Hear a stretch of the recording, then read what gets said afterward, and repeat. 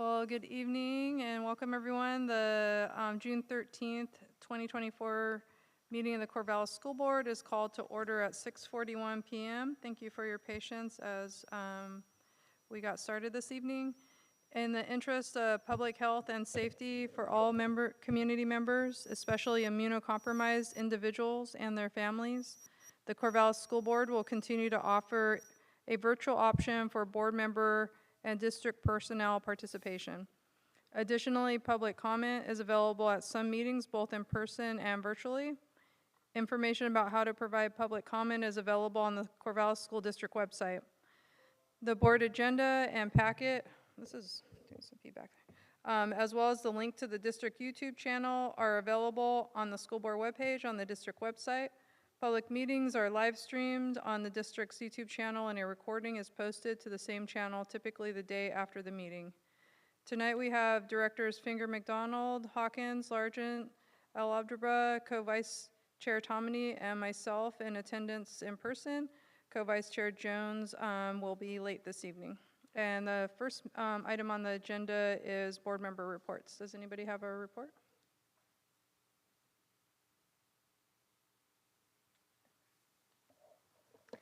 Well, I have a few, and I'm sure there's several of us that are going to share about the same, but I just wanted to report that I had the honor of attending the DLI celebration, graduation ceremony, and that was just, you could tell those kids were so proud of the hard work that they had done throughout the many years that they have been in that program. I had the honor of attending the Native Student celebration. I'm sure that's going to be talked about more, but again, another just witnessing students feeling so proud of themselves. There was so much honor and tradition in that celebration. It was very fun to attend the Wings graduation. There were 2 students who graduated, and you could just tell how proud they were and how hard they worked and how there was such a strong connection with the staff that works for the Wings program. I just really appreciate all that they do. College Hill graduation was just full of personal celebrations, and you could just tell the staff knew the kids so well, and the fact that they talk about each student as they receive their diploma, I think is just exceptional. And then CHS graduation again, so much culture in that celebration and how we honor everyone. I just thought that really stood out. And Crescent Valley was just a lot of students. There was just a lot of pride in that room at that evening, and it was very exciting to see everyone. So it was the highlight of my year to be able to hand diplomas. It was just really touching, and I really appreciate the fact that I got to be part of that. So thank you.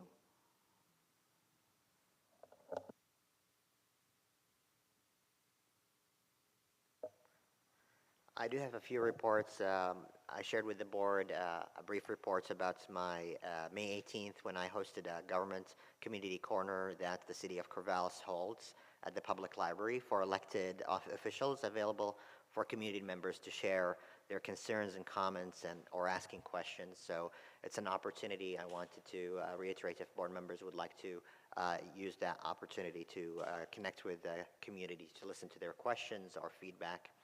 On the morning of May 22nd, OSEA and the Corvallis School District reached a 3-year tentative agreement that we will be considering later today. But for the purposes of today, I believe it was a fair contract. It is a fair contract, and as you know, I've been privileged to be the board designee to observe these negotiations with labor and ensuring fairness that the negotiations is happening in a manner that's consistent with the direction of the board and the values of the community. And I'm happy to really report the professionalism of both parties in the negotiation. Both district leadership and OSEA bargaining team conducted the negotiation in good faith with unwavering focus on student and safe conditions, fair pay, benefits, and working conditions for OSEA members and their families, and with really mindful attention to the budgetary constraints that we're operating and facing Both parties are mindful of that, and later tonight we will be considering to vote on the contract for a 3-year contract. And last but not least, I want to build on Chris's acknowledgement for how truly amazing graduations are. Chris, I remember my first one in 2017. This is my 8th one, and every time it's just like you feel the flow. You can't feel the flow of time because you're seeing the conclusion of a 13 years journey of students, and high schools are truly life-saving for the kids who are finding a better opportunity and better way for them to be functioning adults in the universe after they graduate. And the way that we see that by handing them the diploma makes all this hard work worth it. And I'm really grateful to see the Wings graduation, the DLI graduation, and this is the first time to have the Native American graduation. Really grateful to see that attention to honoring students' unique journeys in these graduations.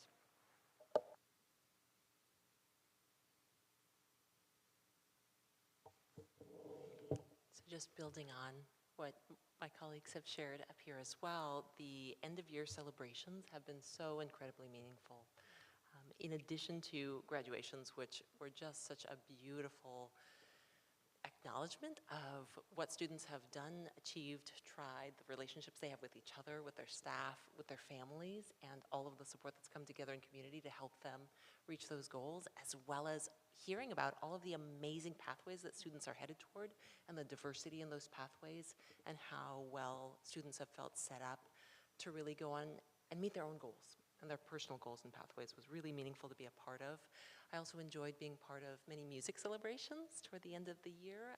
It was fun to both attend and be part of the Pops and Popsicles concert at Sheldon Middle School, and to be able to hear and see the bands, choirs, orchestras play, see the growth that students have shown over the year, the confidence that they show in those spaces, as well as the incredible community and support that they have.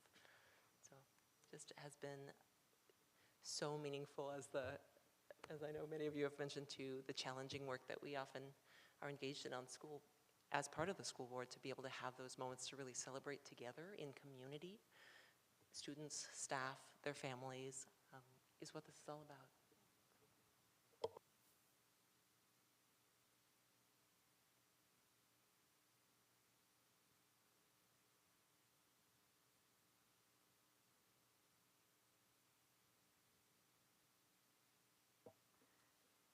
Okay, so yeah, I went to some of the same graduations and was really excited to see them, DLI, Native, College Hill, and CHS graduations, and it was just, like everybody has said, it was really awesome to see that closure for students and be part of those with everyone.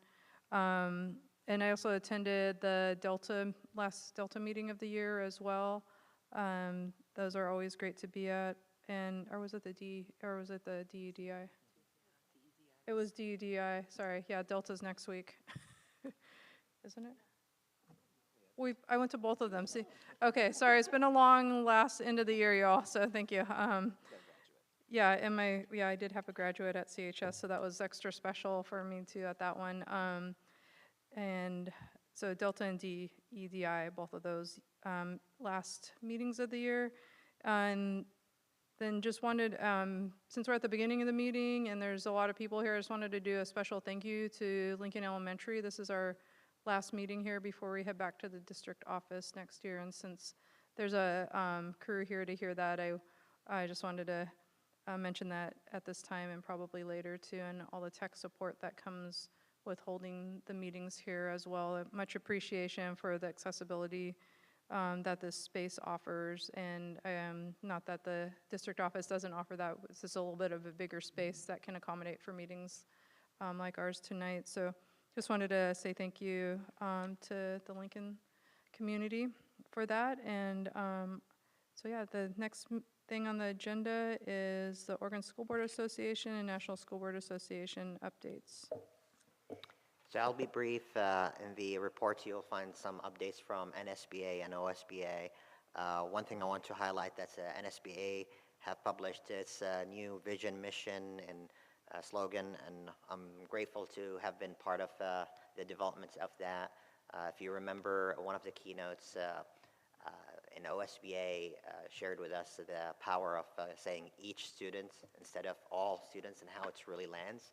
So I carried that with me, and now in the National School Board Association, their vision and mission reflects that, and I feel really proud to have been a part of that. In the report, you'll find also additional resources available for school board members that could be very helpful for us in terms of professional development and engaging with the community. One update that I did not share in the report, it happened most recently, that the OSBA will go for an executive search for an executive director. The Washington School Board Association as well is going for that. So I'll be engaged in leading that process alongside with the board of directors. So happy to answer any questions about it, and it's going to be really a good experience. So these are the reports, and happy to answer any questions. Is there any questions for Sammy? There's thank yous for folks that are online. Yeah. Awesome. Thanks, Sammy. The next item on the agenda is the superintendent's report. All right, well, thank you, everybody. And I was going to mention all the graduations and events that you've all talked about. So I don't know that I necessarily need to go into that, other than just to say that one of the things I heard a couple of times over the last several weeks as we've been honoring students is that that group of students started their freshman year or their ninth grade year in the midst of COVID, so starting online, and just how resilient that group has been, and how that group of students in particular has created a normalcy in our schools as we've continued to move further away from COVID. And just, I heard lots of appreciation for that class. And so while I wanted to talk about each of the graduations, you've covered it, but I think that's a really important piece for us to keep in mind, because we have kids that have gone through quite a bit and are on the other side of that now and are finding successes as they're leaving our system. So appreciation to staff who made that happen for kids and supported them during that transition, because it wasn't easy for anyone. So that is something unique and special about that class of 2024. So as we think about them and recognize them, I think that's an important piece for us to keep in mind. There's also a few other groups that I wanted to recognize for recent events that they've been a part of. Most of these are high school events, but we had two culinary teams that from CV that were part of the Pro Start competition as part of our culinary arts program, one of our CTE programs. There was a team that was in the management group who created a restaurant concept.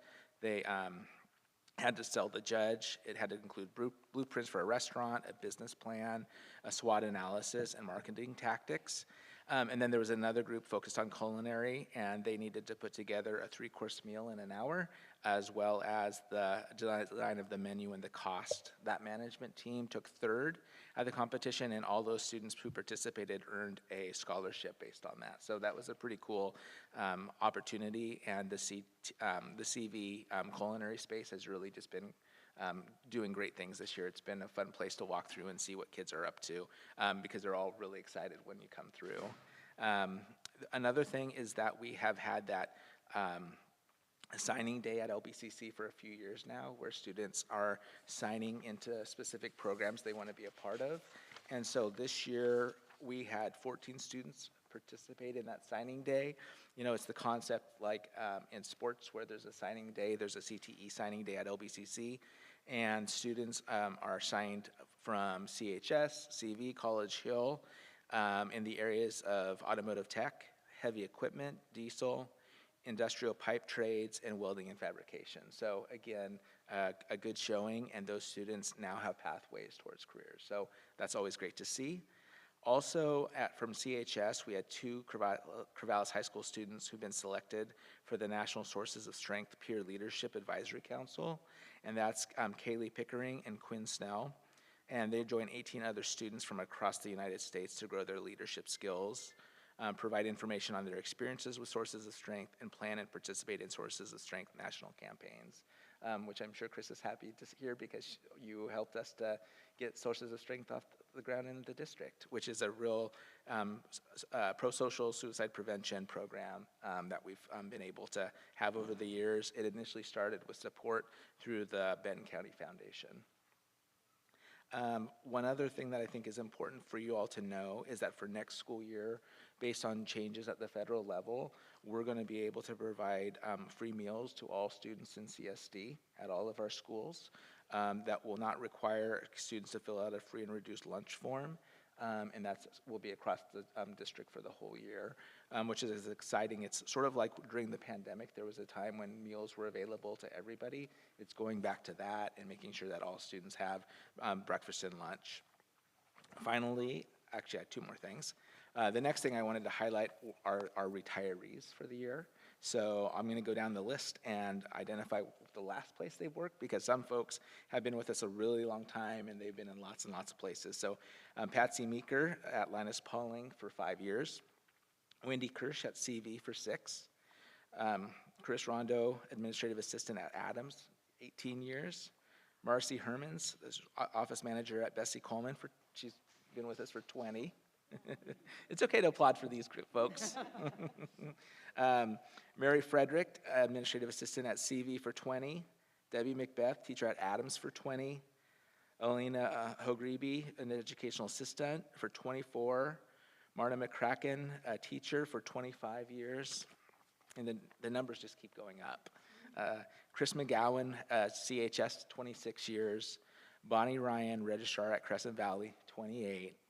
Lori Corliss, district assessment and data specialist, 29.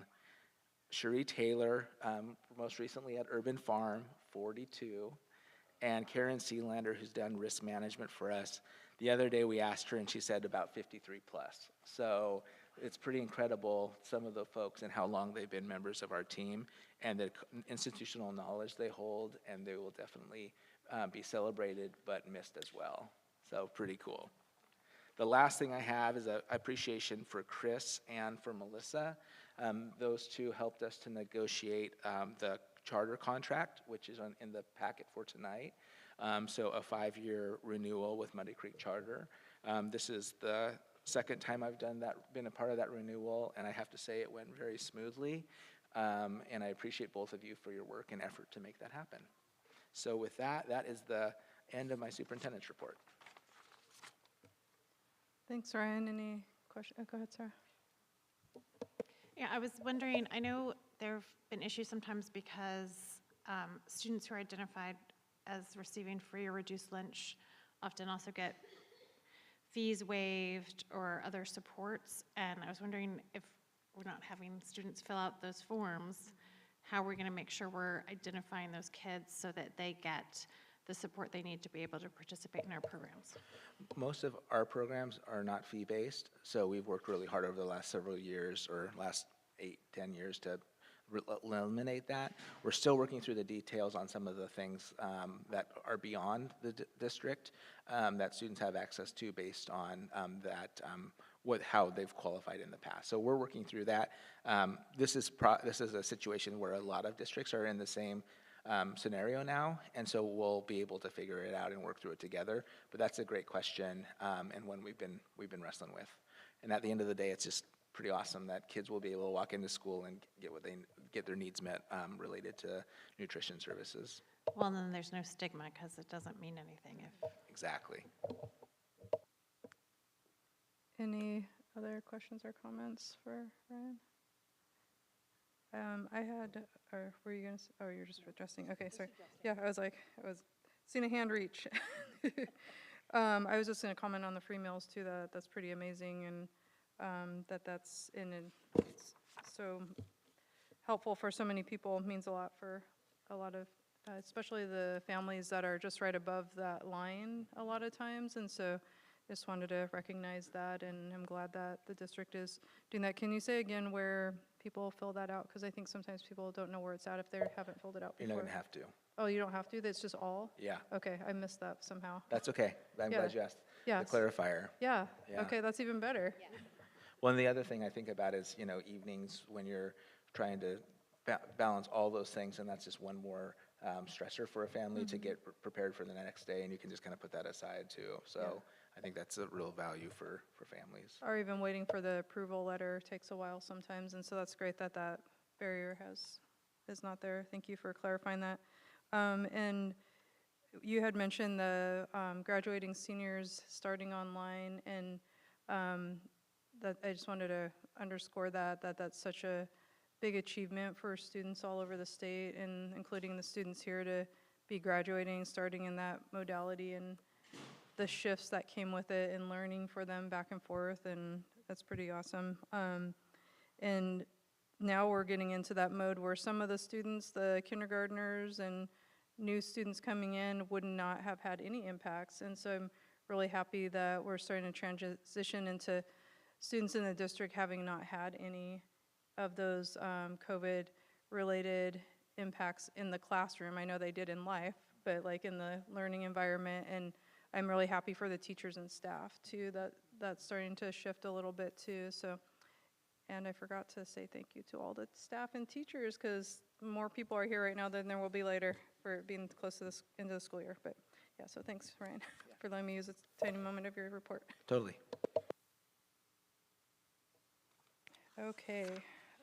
Next on the agenda is the public hearing for public testimony on the 2024-25 budget.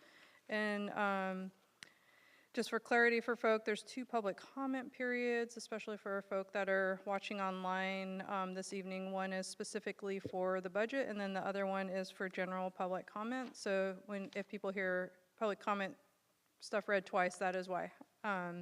So we will now open the public comment period for public testimony on the 2024-25 budget. We value the lived experiences of students, families, staff, and community, and welcome public comment as a necessary and important part of the work of the district and board. The complete guidelines for public comment are available on the registration table at the back of the gym and on the board's website. I will share a few important points now.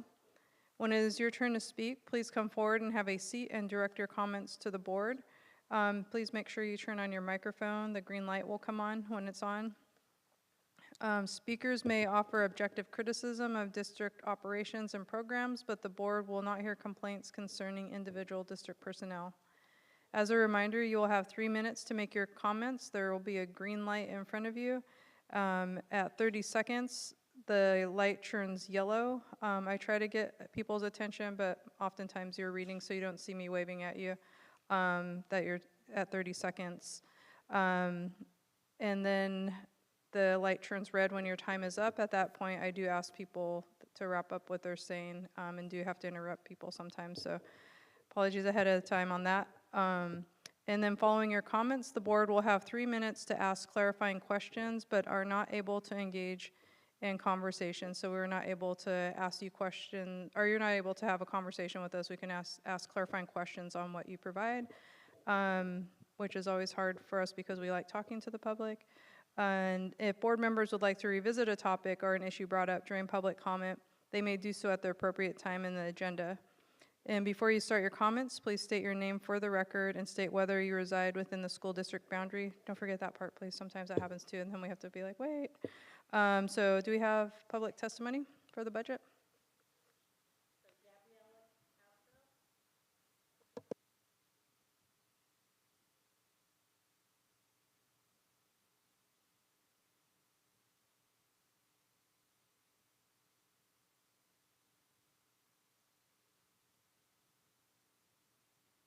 And just for clarity for folk, when we have translators, we double the time for the being able to offer translation.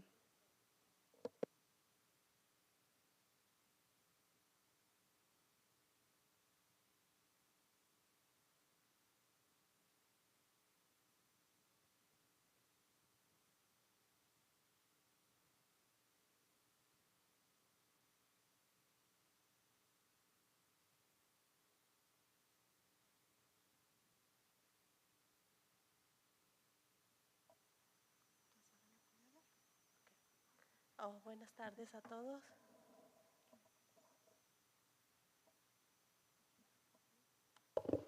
Good afternoon. Mi nombre es Gabriela y tengo 2 hijos en este distrito.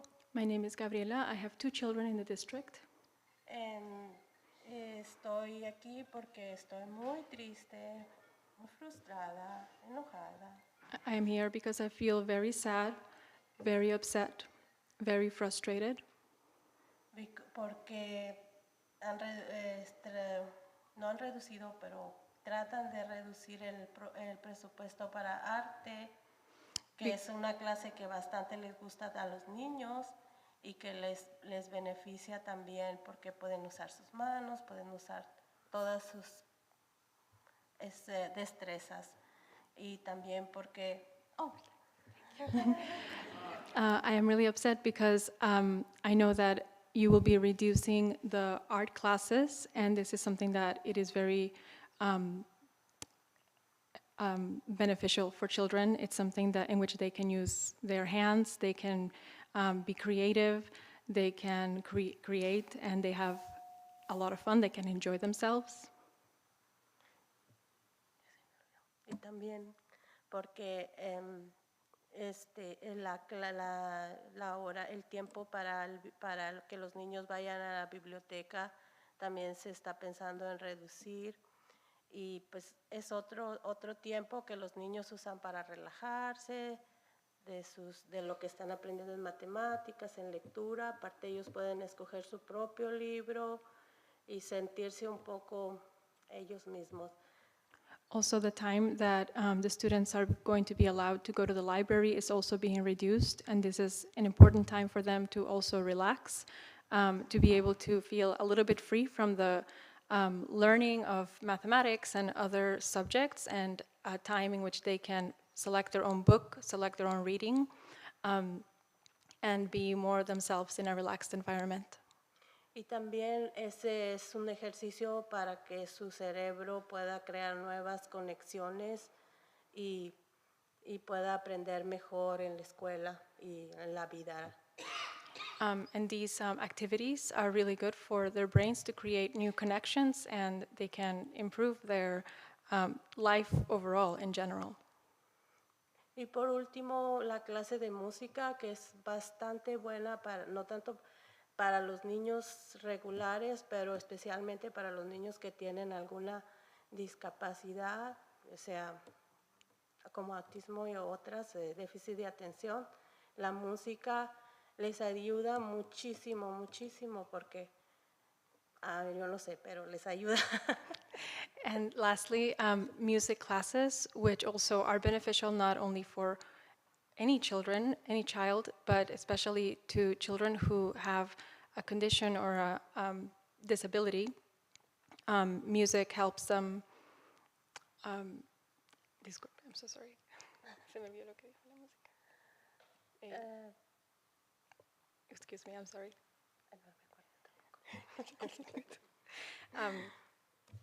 Y bueno, pues la música pues es algo que a todos nos gusta bastante, adultos, niños, viejitos, y también tocar instrumento es otra porque dentro de la clase de música también les enseñan a tocar como la flauta y otros instrumentos.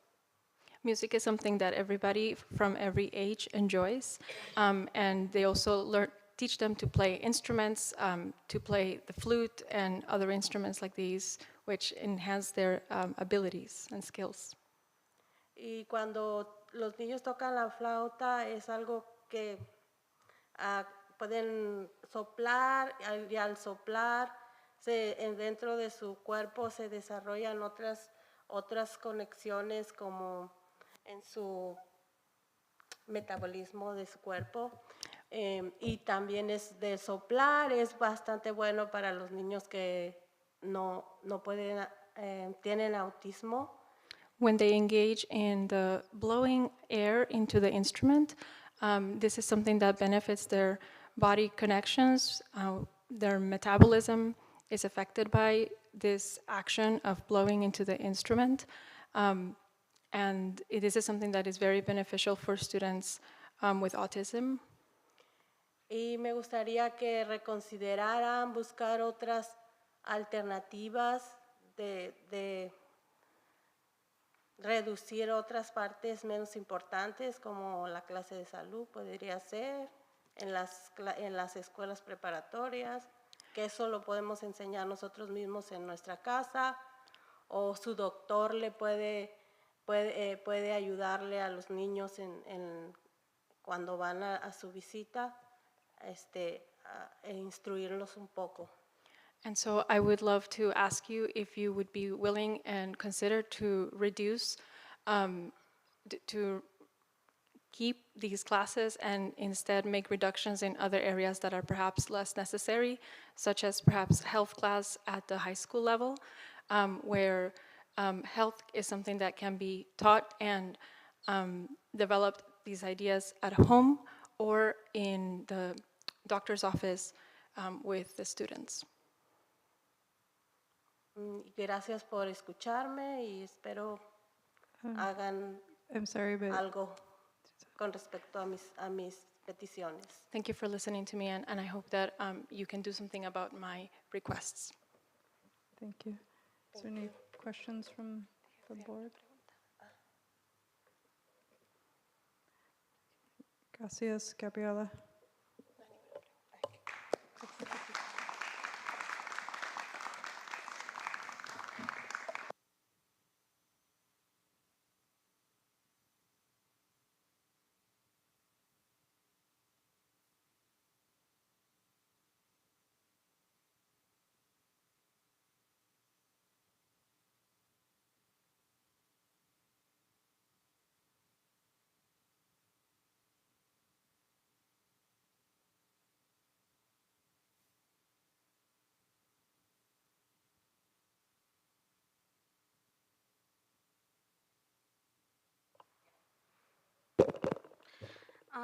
My name is Gabriela Roque Castro. I am Gabriela's daughter. I'm gonna be a senior next year. I'm really I'm an avid music lover. I like creative departments, but I don't think it's the necessary thing to cut the budgets for anything creative whatsoever. It should be something celebrated instead of just taken away. There are children who would just want to have, like, I don't know, like, create something. Each child learns differently. And sometimes art, music, and any other creative program can help them with their learning path. I myself love singing. I sing in the church choir at the local Catholic church. But there are other ways to reduce budgets without hurting the confidence of my fellow students. Instead, we should try to find alternative ways to do this, and also to find ways that benefit the students instead of just take away opportunities. I think that one of the solutions is to remove health classes, because most of the time they don't even benefit most of the children. I mean, first aid is important, but sex education can be taught by parents. Or anybody, even within the doctor's office. But it should not be taught by teachers because it's something very personal. It's not something that students often talk about, especially at home. And I myself did take health class, and from what I learned was most of the time did not even benefit me at all. If anything, it was just a bunch of propaganda being shoved down my throat. First, I didn't question it, but once I started questioning it, that's when I realized the whole truth. Everything that they taught me in that class was all to fuel this narrative, political narrative that we see in the media, which they taught toxic masculinity. They also taught us about LGBTQ stuff. Like, I mean, I'm not against anybody who identifies as that, but why should we teach our people like me about sexuality when we can just figure it out for ourselves. It's not something that it's taught, something that it's learned on our own. Also, why are Gabriella, I'm sorry, you're out of time. Did you want to finish your last thought? I'm considering, but yes, I appreciate your time. Thank you. Does anyone have any questions? Thank you for coming down and talking, Gabriella.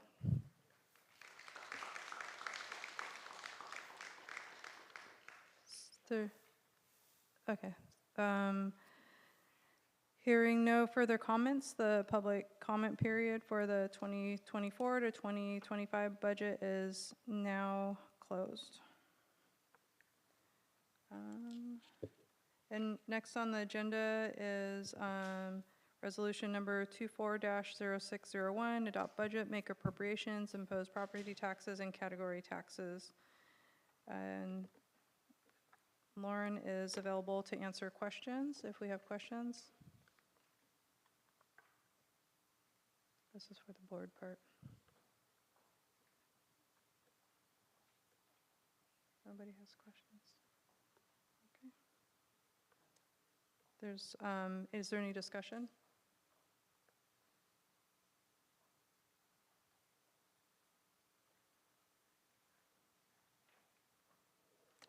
Okay, is there a motion? I think it might be helpful Oh. to have some discussion. That's what I was like, I was waiting for somebody to. Just Go ahead. in Thank terms you. of, I know that the budget is multi-layered in terms of process, and I know we have a lot of community tonight who are also here to continue to comment and share and likely ask for creative solutions as we are all dedicated to doing our best to really support the school system and students in every way that we can. And so I'm wondering if, I don't know if this would be a question to Lauren or back to you, Ryan, just in terms of process of adopting the budget, the importance of the act of adopting a budget tonight in terms of what that would mean if it was adopted or not adopted in terms of functioning in the school district, just so we have on the table what the process is for some of the steps that might come up as asks from the community, if this is an appropriate time to bring that to the table.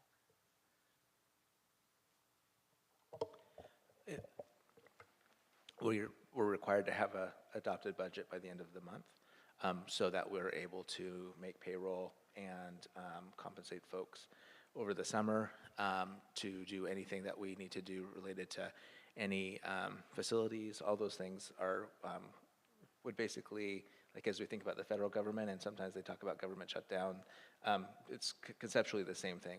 We need to have a budget approved by the end of the month.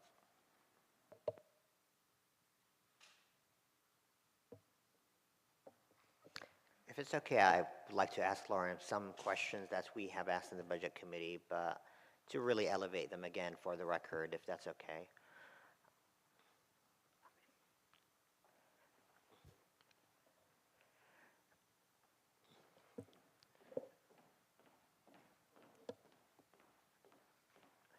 So Lauren, thank you very much for presenting the budget to the budget committee, and I know some of this might be repetitive, but to honor the community showing up here, I want to make sure we highlight a few of the constraints that we are operating in. Could you highlight how much the state has appropriated for all schools and our school district, and what they should have appropriated so we keep everything the same without any additional investments or additional cuts? How would that look like? So for this biennium, 24-25 will be year 2 of the biennium. In this biennium, we were allocated $10.2 billion for education in the state school fund. And a loose calculation for us would be to maintain our current level we would have needed $11 billion in this biennium in order to remain stable next year. And that's $11 billion compared to what they appropriated of $10.2 billion, correct? Correct. And initially they proposed $9.5 billion. And the 10.2 was the limit there assumed is going to be more than enough to fulfill all the needs. Unfortunately, it was not. What kind of assumptions do you think the state miscalculated when they gave us 10.2 instead of 11? I think the 10.2 number that we landed at was a historic investment in K-12, but based on the fact that we've never been fully funded, a historic investment isn't enough to serve our kids in the way that we need to and the needs that we know that they're showing up to us with. So could you highlight the 10.2, where is it between current service level and quality education model? Is it somewhere in the middle? Is it at the bottom of the barrel, or is it at the quality education model? I don't believe the 10.2 is the quality education model, but there's going to be differing opinions on what that looks like depending on what group you talk to. Really appreciate it. Thank you. Anyone else?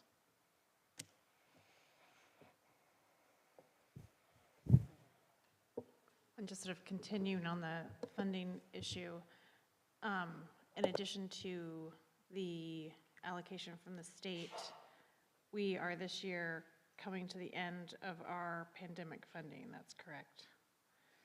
That's correct. We have until the end of September to spend it technically, but we will be out of funds June. We plan to finish spending those funds at the end of a fiscal year just to keep things smooth. And how much of our budget was coming from those funds that are now gone from the federal government? I don't have that number off the top of my head. It was multiple millions of dollars that we had to spend. And we have used those in various different ways, but there is a chunk of that has been supporting staffing this year, and to maintain those staffing and maintain the services that they're providing, we have to make some adjustments. Thank you.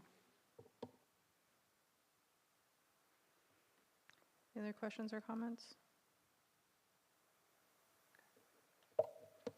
So this is the first time Lauren has been in this position where she's needed to bring forward a budget, and it has been the least opportune opportunity to do that.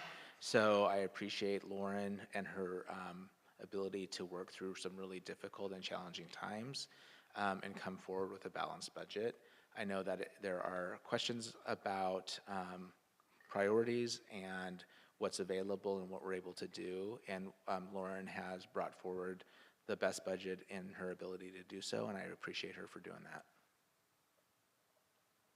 Thank you. Thank you, Lauren.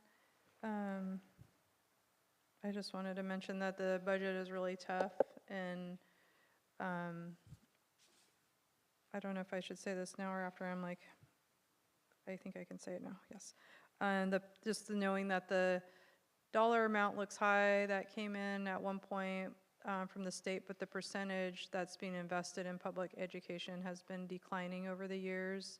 I've said this at the last several meetings, and I think there's folk that weren't here for those conversations to know that I think it was 8.8% of a decline from the last 4 bienniums, and that number seems low, but it's a lot when you're looking at like the amount of money, the number of dollars. And so when we have statements being made like record number of dollars invested in public education, that may sound like a dollar amount true, but the percentage at the same time had been steadily going down, and it was still going down. It continues to go down.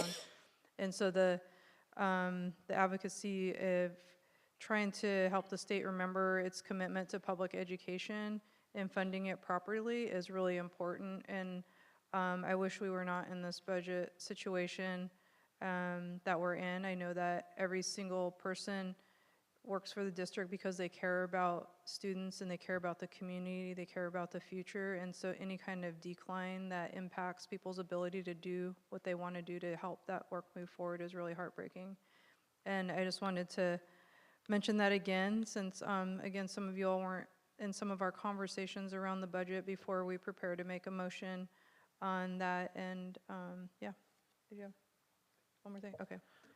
The other thing I want to highlight is that the budget process is a year-long process, and what I worry about is there is a lot of focus on the budget right now as we're passing a budget, and we need that same intensity when we get to November and December, when we are talking to legislators about the funding for the next biennium, because we're making decisions now based on a decision that was made in June, not last June, but the June prior.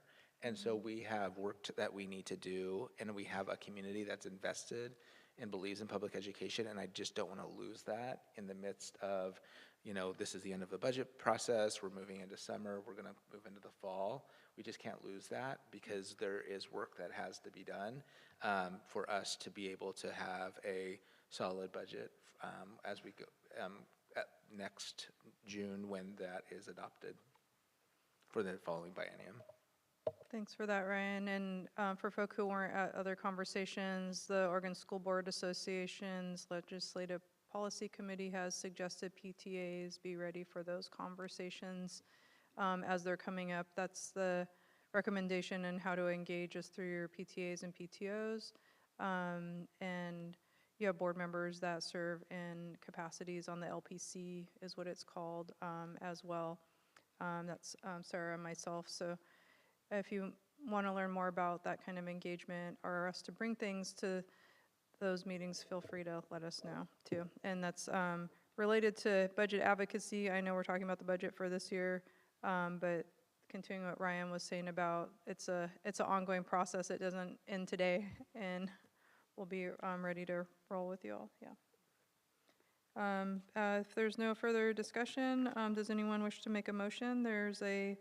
The packet has some requested language. Chair? Oh, yeah, go ahead, Shauna, sorry.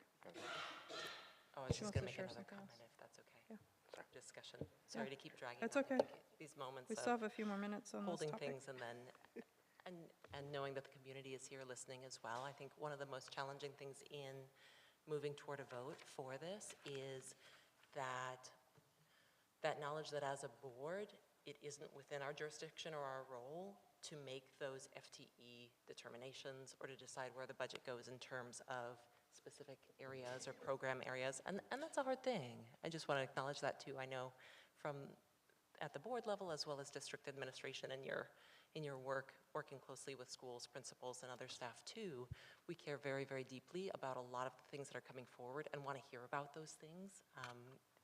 I know you've heard from board members on libraries, on music, on arts, on mental health, the importance of all of these areas and how much we deeply, deeply care about this, and also in understanding that a vote for moving this budget forward now is not a vote against creative solutions or other discussions about policy changes, that's more about the role of the board now at this stage in that budget process and cycle of making sure the district continues to function as it needs to and that folks get their paychecks. And I think that's something that is a challenge to hold on to and feel. And I really appreciate what you said too, Ryan, in terms of the budget. Not this time of year gets so much emphasis, and it's happening all year long in that strategic planning and really thinking about how do we get creative, how do we set priorities.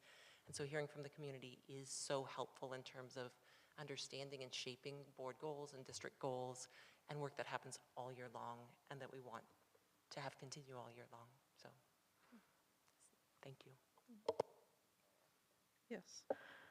I would like to really honor that note and recognize that the motion that we're about to do is constrained by several factors. We impose taxes because within a certain limit, whether Measure 5 and 50 more than 10, 20 years ago have limited how much taxes we get, or the legislator has limited how much revenue we get on education, are two constraints that we need to not take for granted and question if business as usual on those parameters is okay. It is not okay, but those are the constraints that we have. A third constraint that's a little bit closer to our influence, not the control of this board, is how much money we get based on enrollment and how much enrollment we get in Corvallis based on affordability of housing and how much our city leaders are willing to listen to our plea that this is a May Day for our schools, for our enrollment. And it is unique to Corvallis that we are limiting access to affordable housing, limiting access for working families with children to stay here, come here, and be retained in our school district so we can continue the enrollment. And we have to be very candid that if the enrollment decline continues, appropriations from the states will decline as well. And it's going to be really hurting us here locally in Corvallis. That's not all of it. Definitely funding education is at the bare minimum, and we need to invest in public education, but also our city needs to invest in affordable housing so we can honor our workforce who would like to work here and serve in our school district, and also retain people who look like me and would like to have kids one day and want to have them to be in Corvallis. Right now it's not viable and becoming less and less viable. So that's the unfortunate truth of what we cannot control when we make that budget. And to change that, we need to continue that activism and that organizing as board members, as community members, parents, and unions to really change the needle on this. And it's going to take all year round mindful advocacy with the city, with the county, and the legislature. And with that, if the chair will allow a motion, happy to read it. Chair, I move that resolution number 24-0601 be adopted to adopt the budget, making appropriations, impose property taxes, and categorize taxes for the 2024-25 fiscal year. Is there a second? Second. Okay. It has been moved by Sammy and seconded by Therese that resolution number 24-0601 be adopted to adopt the budget, make appropriations, impose property taxes, and categorize taxes for the 2024-25 fiscal year. Is there any further discussion? Okay. Gonna call for a vote. Sarah? Aye. Chris? Aye. Judah? Aye. Shauna? Aye. Therese? Aye. Sammy? Aye. And I vote aye. Motion passes.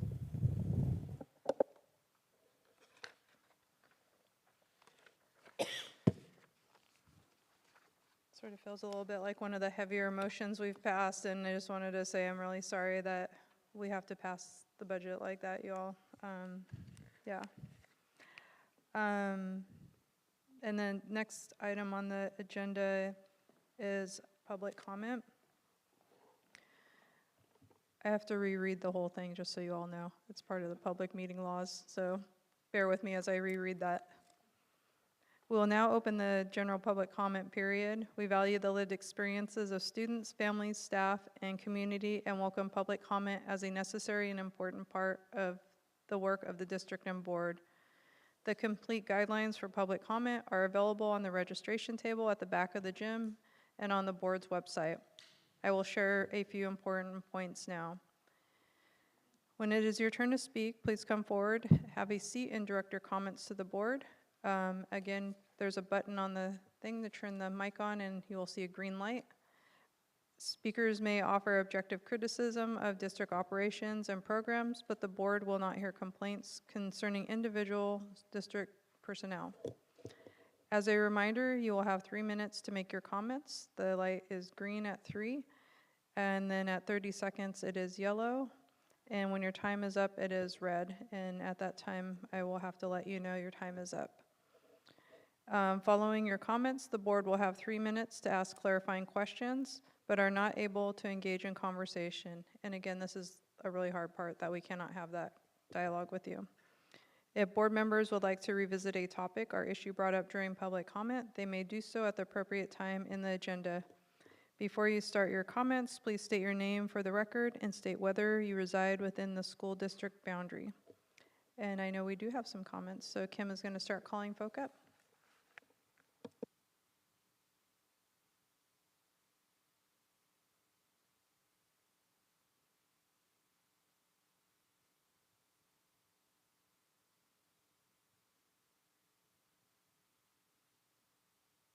Thank you for my 3 minutes.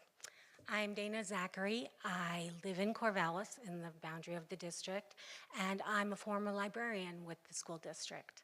I want you to hold on to your hats. I'm not here to talk about library cuts. I'm here because I am a Jew. Since October 7th, the biggest slaughter of Jewish people in a single day since the Holocaust, I've said I am a Jew out loud more times than in my entire 53 years prior. Exponentially more. I do it because I am resisting a dizzying, horrifying tsunami of anti-Semitism. As one of the small number of Jews in this town and in this state, I tell everyone who will listen that anti-Semitism is an emergency right now. In my first draft of this, I laid out all my evidence, and I had to cut it because I would be here speaking to you for 17 minutes. Not allowed. So I won't try and convince you because I actually think there are people in the room I just can't convince anyway. But I will say this. Your Jewish students, American Jews, Israeli American Jewish students, ones who identify as Zionists and ones who do not, live in this town, a town where our neighbors stand in front of the courthouse every Saturday and call for Jewish death. The US Congress actually passed a bill calling one of the most common chants anti-Semitic. And we know that that contentious body agrees on nothing and passes almost nothing. They agree. So people say they think that Zionists are the problem, not Jews. But I want you to know that in polling, 83 to 95% of worldwide Jews tell you there is no difference, they are the same thing. And I want you to know that just because some Jews get up and chant "River to the Sea," that excuses nothing and changes nothing. Free speech and hate speech are different. And even if you think everything, you're an absolutist and everything's free speech, just because something is permissible does not mean it is acceptable. So that's the town our kids live in. And then they face anti-Semitic macro and microaggressions at school, because of course they do, it's happening everywhere. A poll said 7 out of 10 American Jewish high school students report anti-Semitism in their schools. That was months ago. Can you imagine? We're going to need to pause you just for a second just to Yes. see if there's questions because your timer is up. But the light's right here. Oh, wow. Yeah. Okay. Does That's anybody have any cool. questions? Yeah. Could Dana, could you continue your remarks? Thank you. That was going to be my Thanks, question, too. Sammy. I really appreciate that because I'm almost halfway through. And I timed myself, people. I really my did. Okay. So anyway, the question, I'm so glad I can talk because this is the meat of it. The question is, are our students safe? Are they feeling safe? This district is all about equity, inclusion, belonging. So what I'm here to ask is for intentional, urgent, passionate action on their behalf to protect them. I know that good things are occurring. This district does great things. A bias reporting system has been created. District leaders have met with Jewish community members all year. And with my heartfelt gratitude to Eric Wright and Aaron McKee, I've been welcomed into schools to talk to secondary educators. And these frank talks about anti-Semitism have been unbelievable. So little problematic pushback, it's not even worth mentioning. Your staff is wonderful and caring, and you know that. So more, though, does need to be done and can be done, and I have specific actions to recommend, but I'm not gonna take my time here. I'll send you an email tomorrow, because I got thoughts. I should share them. And I'm finishing, we must fight hate of all kinds. I don't diminish or negate any kind of hate, other kinds of hate when I focus on anti-Semitism. Anti-Semitism is what I know, and it's got a unique cultural and historical significance that requires a unique approach. And so that's why I end with a call in, knowing that the people in this room, all of them, you, them, prioritize student and family safety, belonging, and inclusion. We together need to be intentional and urgent in making sure our Jewish students are embraced and protected, as are all of our students. Thank you for the time. There's a tiny bit of time left if anybody had any other super fast questions. We can't take questions from the audience, I'm sorry. Thank you for coming, Dana, and I look forward to receiving your email with your recommendations. That was going to be my question, so. Yeah, it's going to be long. I apologize. Thank you. Don't ever apologize for sending stuff to us, please. Okay, Thank you. thanks, everybody. Thank you.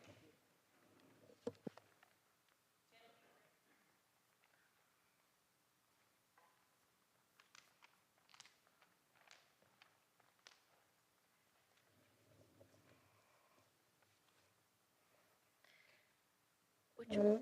Press power, right? Oh, just on, okay. All right. So I'm Genevieve Rach. I reside in the Corvallis School District, and I've watched with pride as 2 of my children successfully completed their education in the Corvallis public school system. Just last Friday, my son graduated. Throughout their journey, I've been fortunate to meet exceptional educators who have made a profound impact on my children's lives. One aspect of this district that has always filled me with pride is the visible support for LGBTQ+ rights, amplified by the rainbow flags outside our elementary, middle, and high schools during Pride Month. I understand you might be wondering why I'm here once again. Perhaps you expected me to talk about math, but tonight my purpose is completely different. I wish to point out the district has fallen short in its support for Jewish minority group students. I've reached out multiple times throughout my children's school career to address numerous microaggressions and blatant anti-Semitism that they and other Jewish students have experienced. I've advocated for Holocaust education, which has been lacking, but with Oregon Senate Bill 664 mandating its curriculum by 2026, I am hopeful. I've raised concerns about the raising anti-Semitism this year and received positive responses, and the district is helping and has been respectful. I'm not here to complain about that. I'm here to emphasize to the board that there's a significant problem within our schools. Children, many of whom carry generational trauma from anti-Semitism, are once again confronted with the horrors of anti-Semitism within our school walls and outside of it. Anti-Semitism is a human perennial. It is also the greatest shapeshifter. During the Inquisition, it was about religion. Then during the Holocaust, it was about race. Now it's because we have our own state and on our ancestral indigenous land. Vasily Grossman says anti-Semitism is everywhere you can meet it, in the Academy of Sciences, in the games children play on the playground. It takes many forms, from mocking, contemptuous, ill will, murder, programs. Then he says anti-Semitism is a mean rather than an end. It is a measure of the contradictions yet to be resolved. It is a mirror to the failings of the individual social structure and state systems. Tell me what you accuse the Jews of, and I'll tell you what you're guilty of. This year, Jewish children have felt isolated, ostracized, and have felt the need to hide their identities. When you have a Jewish child in your school who is told that all Jews should die, you have a problem. When you have students perpetuating propaganda about Jews, you have a problem. When children idolize Nazi flags, you have a problem. With such sentiments as expressed within our schools, it's reflective of a serious problem that cannot be ignored. Every child deserves to feel safe, respected, and included in the... Is that your last sentence? Just one small little... Okay, I usually pause people to see if anybody has questions before you finish it. That's usually what, we just have to pause it, but that's usually our question, is Okay. just to make sure there's not other questions. Thank you, Genevieve. Every child deserves to feel safe, respected, and included in their educational environment, regardless of their religious or ethnic background and the country they're from. It is imperative for schools to address anti-Semitism properly and comprehensively to ensure that the well-being of all their students. And at the end, I would just like to say, I am Israeli, my children were Israeli, and I am Jewish. Thank you. Thank you. We still have a couple minutes if there's any other questions for Genevieve. Thank you so much, Genevieve, for your time.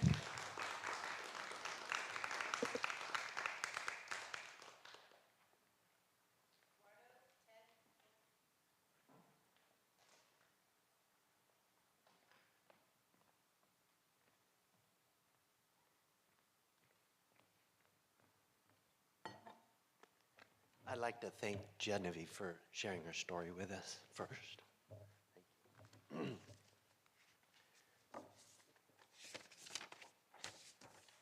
My name is Eduardo Ted McCann. Kids know me as El Profe. I've had 3 children graduate from CSD and have been the school librarian at Garfield Elementary for 10 years. I'm here tonight to share my story because I know that by now you've gotten the studies, the pleas, the petitions, but I'm not sure you've gotten the stories. Because that is what children will be missing, and what we will be missing, the children's stories.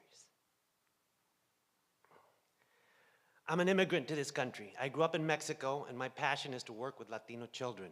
I've been an educator for over 20 years. I taught and coached in inner city Houston for many years before coming to Corvallis. I saw a lot of things in the East End. I became familiar with adaptive learning strategies, different curriculums, program models. But the one thing that stuck out to me through it all was that if you got kids reading, no matter where they came from, what language they spoke, or who their teacher was, if they started picking their own books and reading, you knew they were going to be okay. But, and this is the big caveat, I also saw that they have to have access to books. That's my gospel. That's what I preach. El Evangelio del Profe. Get them a book and get them reading, and they're going to learn. But to do that, don't forget, they have to have a book. I've changed the names, just so you know. Jamie is a high-needs student who's come a long way this year. In the fall and winter, she would often escalate, and her high-pitched keening could be heard throughout the school. Our behavior team, especially our skills trainer, worked a lot with her, and she has grown so much this year. This spring, she told her teacher she wanted to be on a Lucha Libros team. Her teacher approached me, and we made a plan, and I was able to get her on a team. They did okay, not great, but pretty respectable. In their last match, 2/3 of the way through, Jamie figured out before any of her teammates that mathematically, they couldn't win. Eliminated, eliminated, eliminated. She kept moaning and rocking back and forth. They did lose, but she kept it together. Then I walked her team back to class, and she loudly declared to everyone, "We're eliminated," but joined back in the class with their class activity.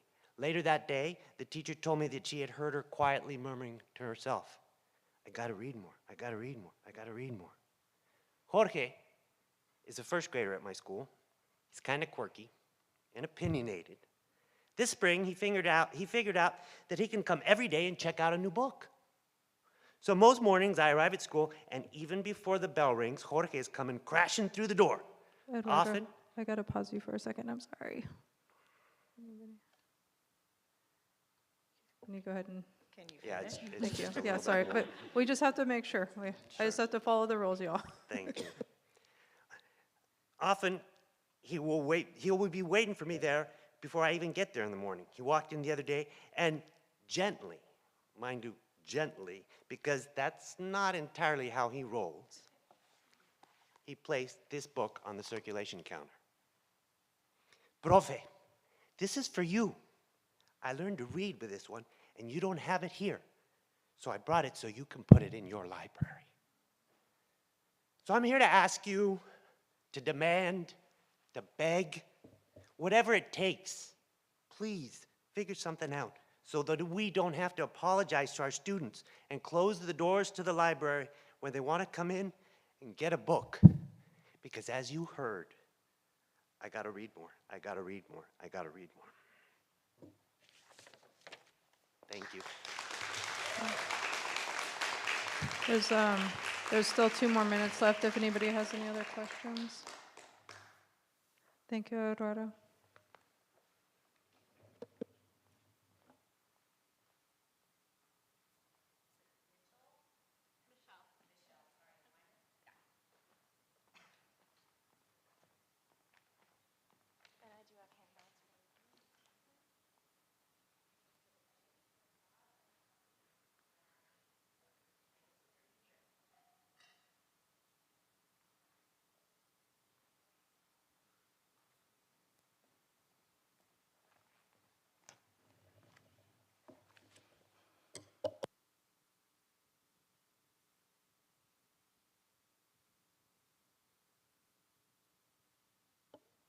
How about now? Okay. Hello, school board and Superintendent Noss and Assistant Superintendent Harder. I am Michelle Wyman, she, her pronouns. I'm a farm-to-school educator with the Corvallis Environmental Center and parent to 2 kids, and I do reside within the district. I have a rising 5th grader and a rising 9th grader. In my work and also working directly with students and providing participatory education, I also am an Oregon Battle of the Books coach for many years now, and I have seen firsthand how students, as El Profe was saying, how students who are non-readers actually get excited about opening that book and reading aloud to their fellow teammates. It's one of the most magical things that I've ever worked on, getting them to be excited about reading the 13 stack of books that is required for the OBOB competitions. This will not happen next year with the current budget that has just passed. So I am here to advocate for these and other programs which are on the chopping block. Now is not the time to put on hold programs that truly engage students in reading, the arts, and music, and also the skills trainers. Reading scores are at a 26-year low in Oregon, so we need to do everything we can to, I gotta read more, I gotta read more, I gotta read more, as El Profe shared with us. Also, as a PTA vice president, I've attended the last few board meetings, read the emails from Superintendent Noss. I know that this is really hard work, and that our enrollment is being reduced because of unaffordable housing. And I know, as Louis said, that these are really hard decisions you all are making, and I appreciate that. Yes, these cuts involve my family deeply, but I am privileged to stand here in front of you tonight on behalf of 268 parents that have signed a petition for finding a creative way to reinstating these positions for next year. So if there's any parents here that want to stand, feel free to go ahead. We've shared this petition as far and wide as we possibly can. In the last few weeks, we've worked together to have a creative solution for this budget crisis, and we know that it's not the end tonight. But as everyone else here knows, these budget cuts do not reflect the Corvallis School District's own goals and strategies, and does not ensure that all students have equitable access to reading and the arts and music. And so that's why we are here tonight.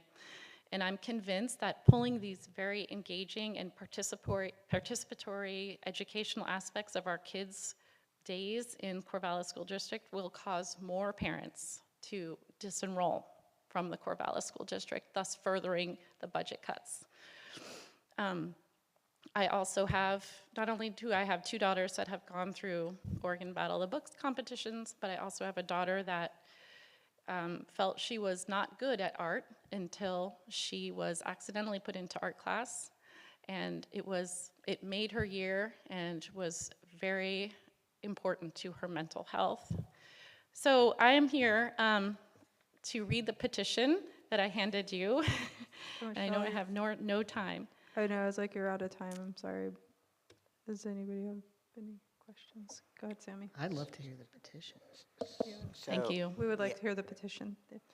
We respectfully, if anyone's standing, great.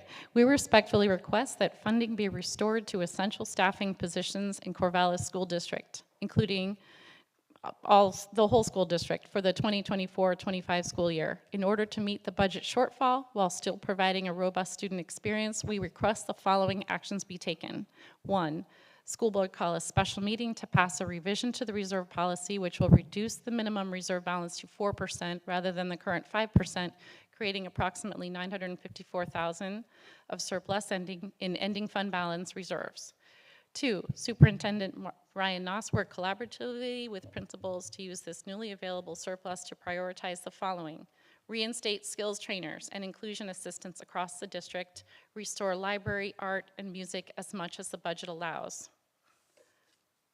That's essentially it. I'm privileged to be here and represent these parents that have worked on this, so thank you for all you do for our kids. I appreciate it. Thank you. Looks like we have another question too, and you have a couple minutes left. Michelle, thank you. Would you be able to email us, email the board with the petition? I see that we're going to get scan of it.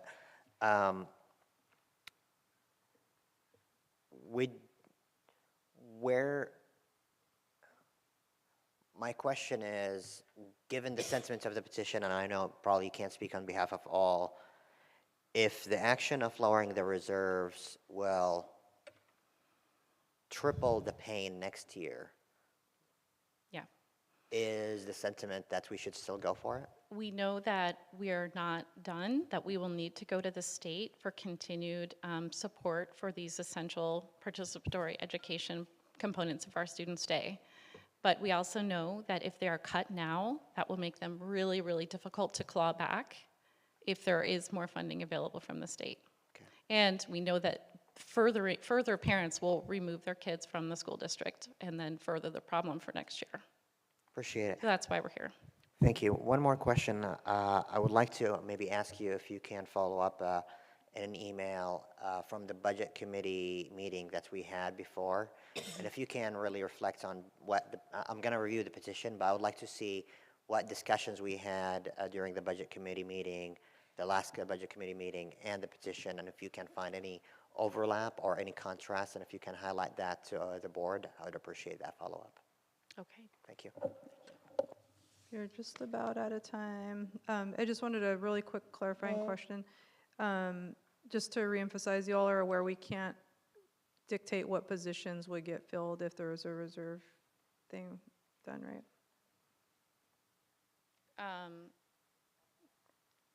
As I understand it, it would be onto the district Right. to make those decisions. Yes, thank you. That's what I was asking. Just wanted to make sure that was clear for you all, that like the board can't make the, thank you.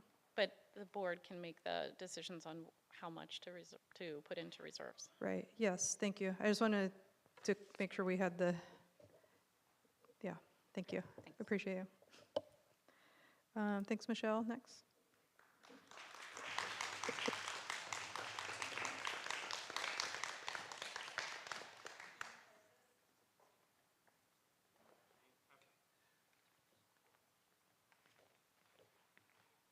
Keep it kind of short.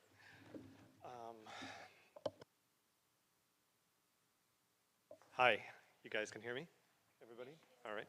I'm Keith Moses, teach art at Crescent Valley. I love art, but I also love everything about education. So a couple things. One, I just wanted to know how the board feels about this addressing the goals when we pass the bond.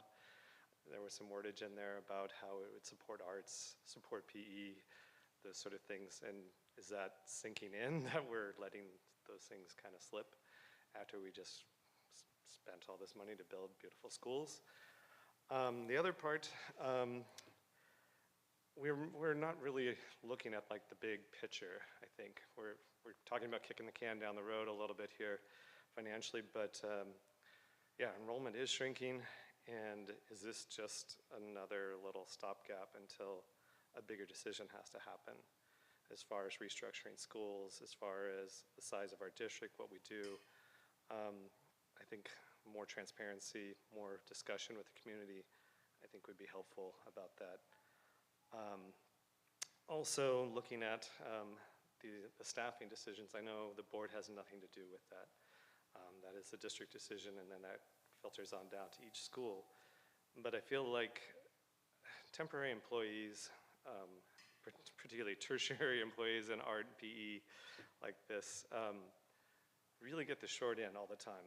And it's really hard because they're part of the people that make the school special. You know, they're the ones that are reaching out. They're the ones eating lunch. They're the ones spending the time with these kids that a lot of people can't do. We have those tough conversations. We have those interpersonal relationships that are pretty unique. And it's just unfortunate that we're the first ones to go each time, and the easiest decision to make, it seems. So I just wonder, as a board, how you feel about that and how that conveys back to the district. Where does that emotion or sentiment come from? Why is it always the same people? Why is it always the same situation? Lastly, just a few things about art. We've already touched on it with the library and with music as well, but I feel like it is a voice for our students. It's one of the places that they can be, their identity can come out, where they can feel safe, where they can express their fears if they are not doing well in school, if they're being intimidated. There's so many cues that come from these types of classes. It's also a place, it's a second home. In some cases, it might be their only home.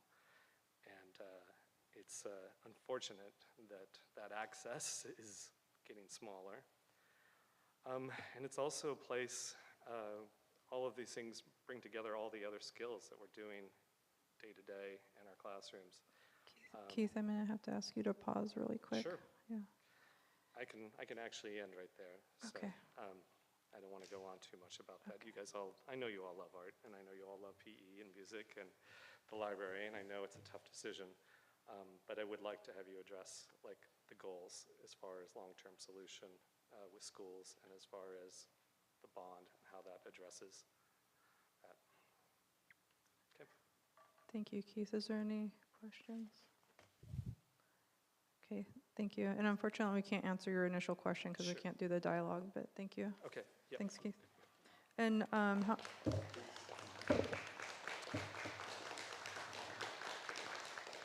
Kim, how many comment cards are left?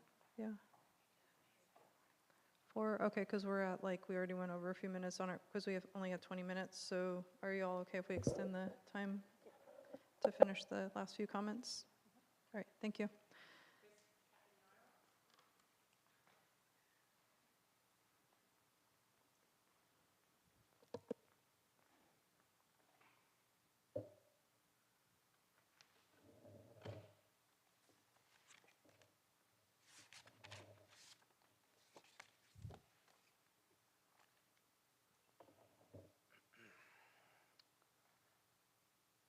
My name is Chris Cavagnaro, and for the past 5 years, I have worked as a mental health and wellness skills trainer, serving schools that include Garfield, Lincoln, and Linus Pauling. I'm here today to briefly speak about the impact of cutting skills trainers, transparency about district messaging regarding students receiving special education services, and a call to action to bring back skills trainer positions. As a skills trainer, I'm passionate about building strong connections with students who have often been impacted by trauma, depression, anxiety, neurodiversity, and other mental health concerns. Skills trainers are a resource to help bridge the gap between the intersectionalities of race, culture, language, gender identity, gender expression, sexual orientation, educational systems, and mental health work. Without this valuable resource, some of the district's most marginalized students might be relocated to more restrictive environments and possibly placed outside the district, which impacts their ability to feel seen and connected to their school communities. You may wonder, what does a skills trainer do? Among other things, skills trainers help students build emotional regulation, social skills so they can participate more regularly in school-wide activities, routines, and expectations. Some of my most impactful memories include teaching students how to ask for help instead of hitting, supporting them in identifying a safe adult in the building, and modeling a collaborative problem-solving conversation with staff about how and where to create an in-class break space. These are just a few examples of how skills trainers maximize opportunities for students to connect with peers and teachers. On June 6th, the district provided a budget update message which stated, quote, "We have made no staffing reductions in special education and prioritized maintaining the level of support we provide for students with disabilities," end quote. This messaging does not acknowledge that skills trainers also provide support to many students on individualized education plans, or IEPs, within each school. In my case, 70% of the students on my mental health caseload are also receiving IEP services. Additionally, next year the district plans to welcome the highest number of incoming kindergarten students with IEPs.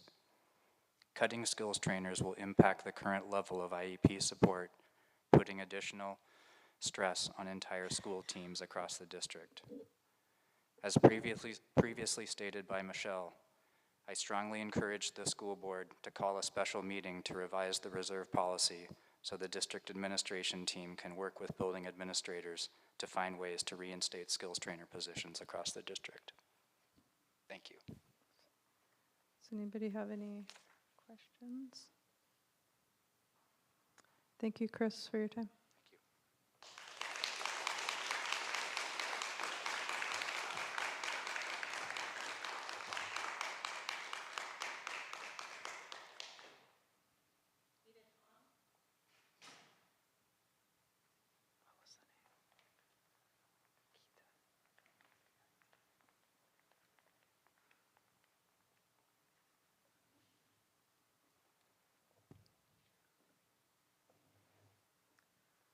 I'm Keita Tom. I went to Lincoln School, and I live in the school district, and all 4 of my children were raised and graduated in the school district. The education reform in 1995 devalued education to the point that my 3rd daughter couldn't read, and she couldn't add, subtract, and I taught her to read when she was almost 8 years old. So, and then we went to Franklin School, and she ended up being an engineer. So my complaint basically with the education that is that they're not using materials and practices to generate success the first time around, but following the second time around, so you inculcate failure. But a complete education, a complete curriculum includes music and art. And music is another way of thinking, and that other way of thinking integrates with mathematics and sciences. It has mental flexibility. And to cut these things that improve an education while having inadequate teaching materials, because nobody has emulated or even attempted any other schools the materials that Franklin used. And I actually sent Mr. Noss the report that math at Franklin School jumped 30% increase in 6 months after introducing the Saxon math books, and that was the self-teaching. And if you don't have to remediate then you can save money by not hiring a whole bunch of people to remediate the mistakes that you didn't do right the first time around. But cutting, and Franklin was novel at that time for demanding a library. And the parents funded a library because that was going out of fashion because you could look everything up on the internet. And to cut these things that make a complete education is just foolhardy without looking at what you're doing to begin with. And I guess that's about it. Any questions? Any questions, y'all? Thank you, Keita, for your time.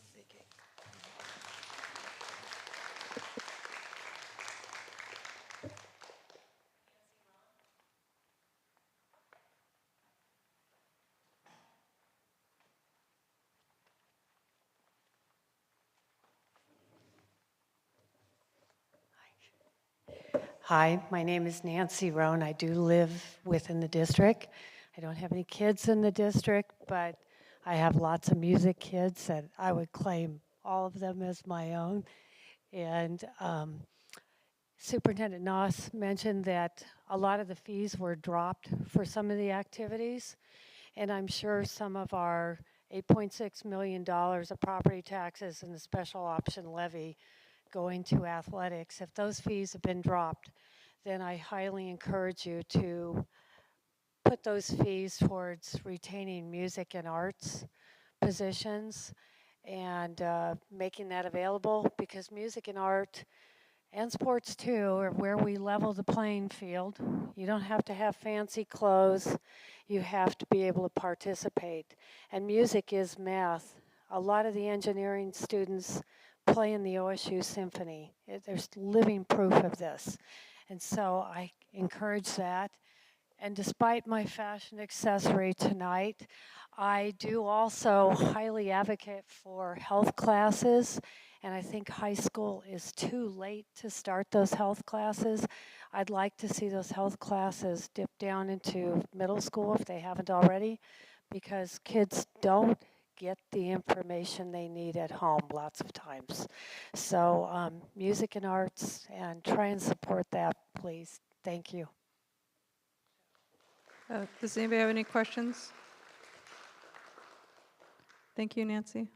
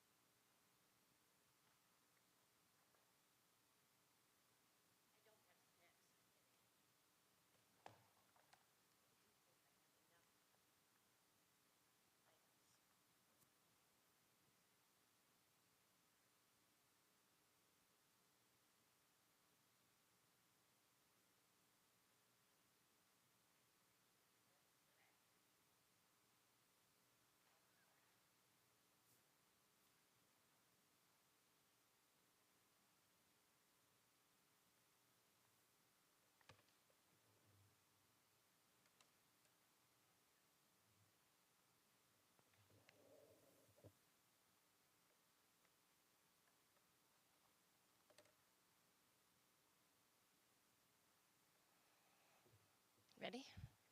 Okay. Oh, there we go. Thank you much. So I am Patricia Von Glahn. I live in the district.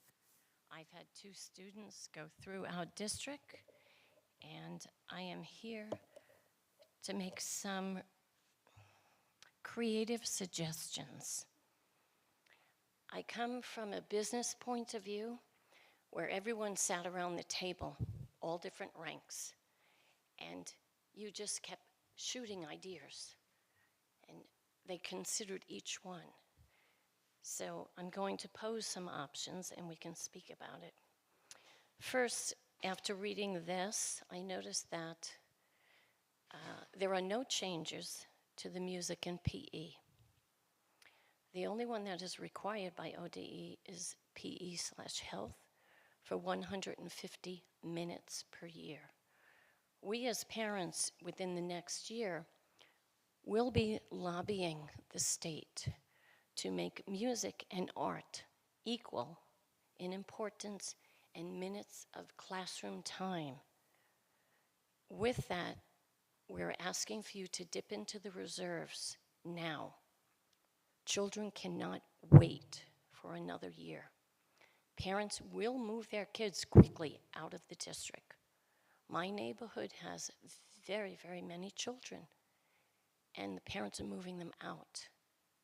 And they would rather stay, but we're cutting the electives of music and art, and the behavior in the classrooms is escalated, and they have the finances to go to other schools. They also have the philanthropic nature to take that money and donate it right here to our schools and improve things. So it was mentioned that perhaps IEPs and 504s might be a vehicle. We can include social and emotional classes as a requirement on someone's IEP and 504s. So we can put in art and music to reduce anxiety, to improve self-acceptance. There's many ways legally we could, if we choose to go down that path, to increase art and music for children. We would like not to go that way. So you already know why art and Patty. music is essential. Your time, we got to pause you real quick. Ooh, goodness, I know already? that went by fast, huh? My heavens, okay, Any I'll cut it real questions? short. No questions. Did you want to make a final point? Yeah. Yeah. So number one is top-down tier reduction in the salaries from the administration down to the lowest hanging fruit, which are the teachers. Number one, freeze the raises, freeze the teachers on special assignments. I don't understand why there's another literacy project. Get that person in the classroom, hands on deck in the classroom. Although I am a proponent of athletics, I would like to have a clear review, line by line, sport by sport, of the funds initiated to each one. We're no longer a Pac-12 or Pac-10, we're Pac-2. We need to challenge our students to not dream unrealistically and take the funds for athletics, the buses, the bus drivers, the food, the overnight hotels, the lack of academic time that we're spending going to and from Bend. We can do an intramural sports in each school and keep health and wellness and use those funds for music and art. Years ago, they had the split teaching assignments, one school and the other school driving back and forth. It ended in a fatality. We don't want that to happen again. We have a preponderance of principals and more assistant principals. We have a principal and 3 assistant principals in one building. Those are the people who can be split. Keep the principal in one school, take the assistants, morning in this school, afternoon in this school. Don't take the teachers and put that burden on them to drive back and forth. That can save a lot of money as well. The sports I already said. The freezing of the TOFAs. And while I do believe in books, the ODE says we are required to have 1 librarian teacher in the entire district. We did this in Hoover many years ago to save money. We are a very educated, very generous population. If you give parents a schedule, they will show up. And we have a lot of PhDs, master's teachers, bilingual parents who can run the library. We can't order books, but we can enhance the library classrooms until library becomes as necessary as PE. Patty, your timer's going to go off again for the... Yep. So, I just want thank 2 you. quotes from the students.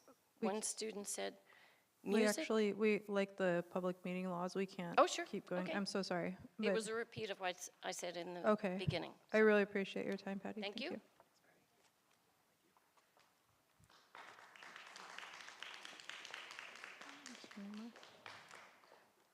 Okay. Okay.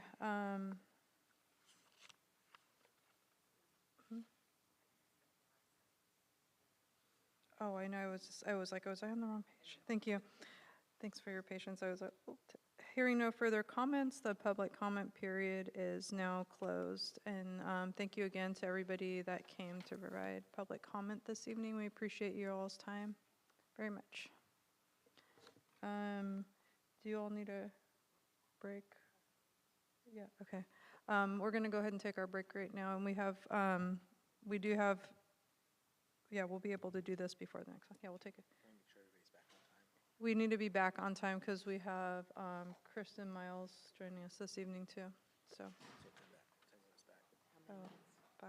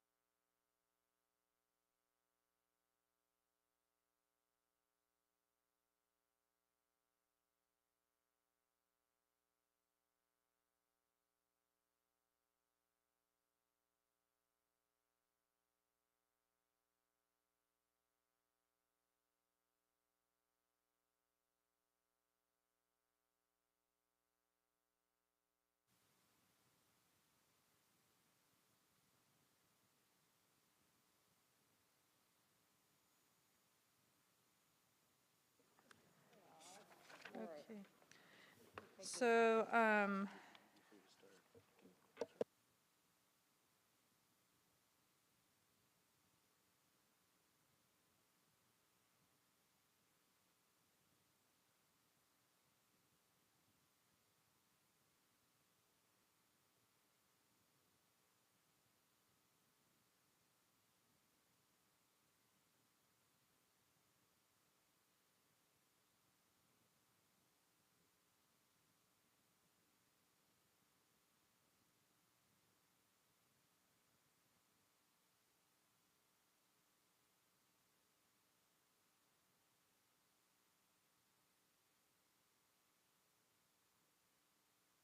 okay, thank you for your patience, you all. We were just chatting about the agenda real quick to see where we're at, because we have some time things on here. Next on the agenda, though, is ratifying the contract with the Oregon School Employees Association. Jennifer Duval is here to answer any questions, if we have any, and also if we have comments. Any questions or comments from the board? Okay, we got a couple, so Sammy, then Therese. Jennifer and Ryan, with permission from the board, I'm going to go off script here and ask Jennifer, how many negotiations have you been involved throughout your career? I haven't actually counted them, but being here over 20 years, a lot. And this one ranks as the number like last, or do you anticipate any more? I'm hoping my last. We'll see. Well, the reason I ask those questions, it's a comment and a question. Well, let me start with the comment. I have really been honored to witness how you, Ryan, and the team lead those processes in a way that's just phenomenal. You should be teaching in schools for people who need to do those negotiations, how they should be done. Because I feel every other district, university, community college should be jealous of Corvallis School District for both the professionalism of our union members and the professionalism of our negotiation team, and I know your leadership is phenomenal in it.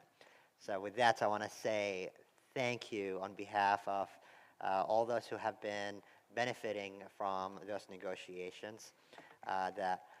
Thank you on behalf of many people who don't know what could have been happening if those negotiations did not end up the way that they ended up. And we see those happening in other places where they end up with strikes, they end up with impasses. So despite the difficult situations, we always have seen great results. And with that, I want to ask you a personal question. What piece of advice would you give? She's the HR director. You can't ask her a personal question. Okay. I've been told. Yeah, she's an HR director. You can't ask a personal question. What advice would you give future boards, future folks who are, or other folks who are involved in negotiation from what you have learned in negotiations, like a piece of wisdom? I'm sorry I'm calling on you without any prior notice, but if you can think of a piece of advice or two, what would you share? I think what's helped us be successful is the ongoing relationship we have with both associations, being able to, on a regular basis, connect, problem solve together, brainstorm as far as even in tough times, being able to just respectfully and knowing we're both really on the same page as far as it's about students, it's about taking care of employees. And it's not always easy, but I think that goes a long way and really has served this district well.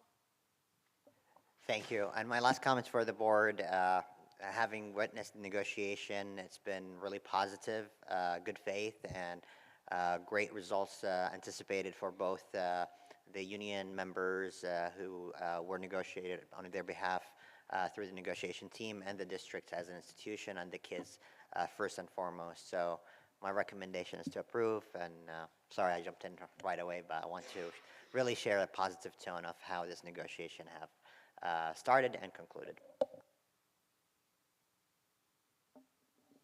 Thanks. I saw a lot of really great things in here, but I wanted to call particular attention to the changes to the sick leave bank. I know that might seem a little bit strange, a little detail to point out, but I just really was appreciative of the increased flexibility that that will offer folks in our district and staff. So thanks for whoever thought of that and held out to make sure that that got in there, because I think that it's a kindness to our staff to be able to allow people to be sick. It should be a right, but it is not. It is a kindness. But thank you, district, for extending that and making that something that can reach more people. Any other comments?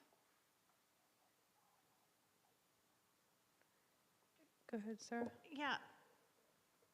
I keep reading this, and it's something I just noticed this afternoon and didn't get a chance to ask about. But on the cap and costs, I think there's a discrepancy in what it says here.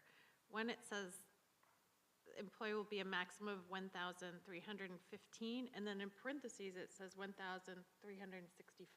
I noticed that as I was working and updating. It's 1,365. Okay. Yeah. Yeah, I saw it as I was going back over stuff this afternoon and was like, oh, that's okay, good. You've already caught it. Any other comments? You got one, Ryan? Yeah, this is a 3-year agreement with our classified staff, which was in the interest of both parties. And so we won't be back at the table with either group next year for the first time since I've been in this role. So we're also appreciative that we're going to have a little bit of a break. Thanks, Ryan. And I bet the unions are too. Yes. I just want to offer appreciation for everyone who has been working on negotiations and the agreement that was reached, and making sure that everyone's taken care of with insurance and breaks and health and all the things that make people be able to do the work that they want to be here doing. So yeah, and does anybody wish to make a motion? Sammy. Chair, I move to approve the contract with OSEA for 2024-2027.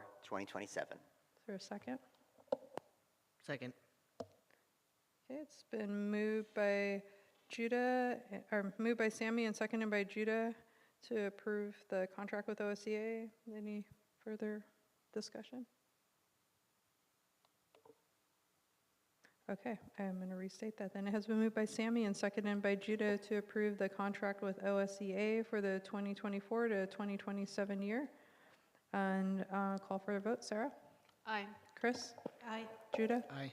Shauna? Aye. Therese? Aye. Sammy? Aye. And I vote aye. Motion passes. Thank you. Thanks, Jennifer. Thank you.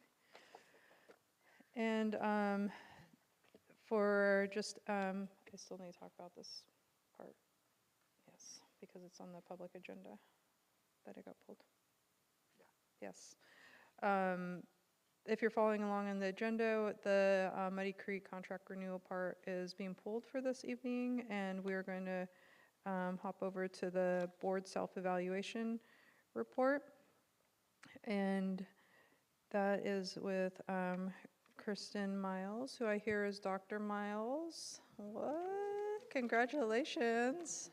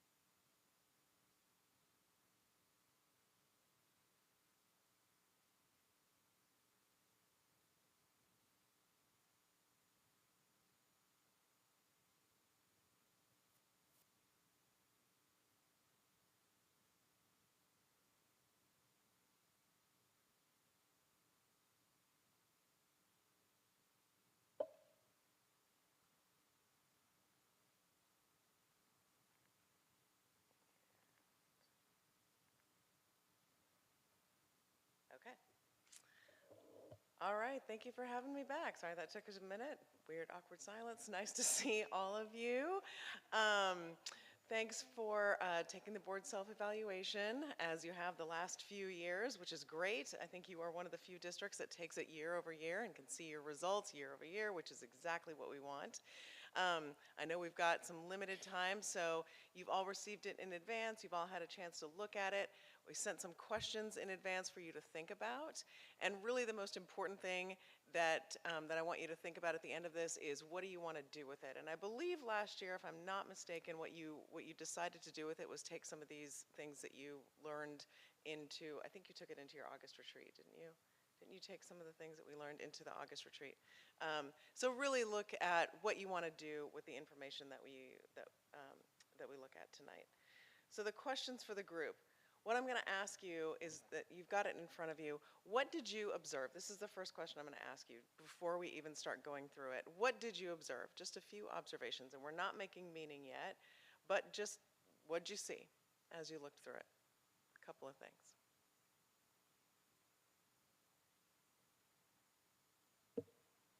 Maybe that we view things a little bit differently in some areas. Yeah?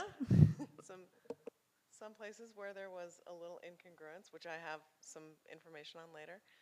Anything else? Anybody noticed?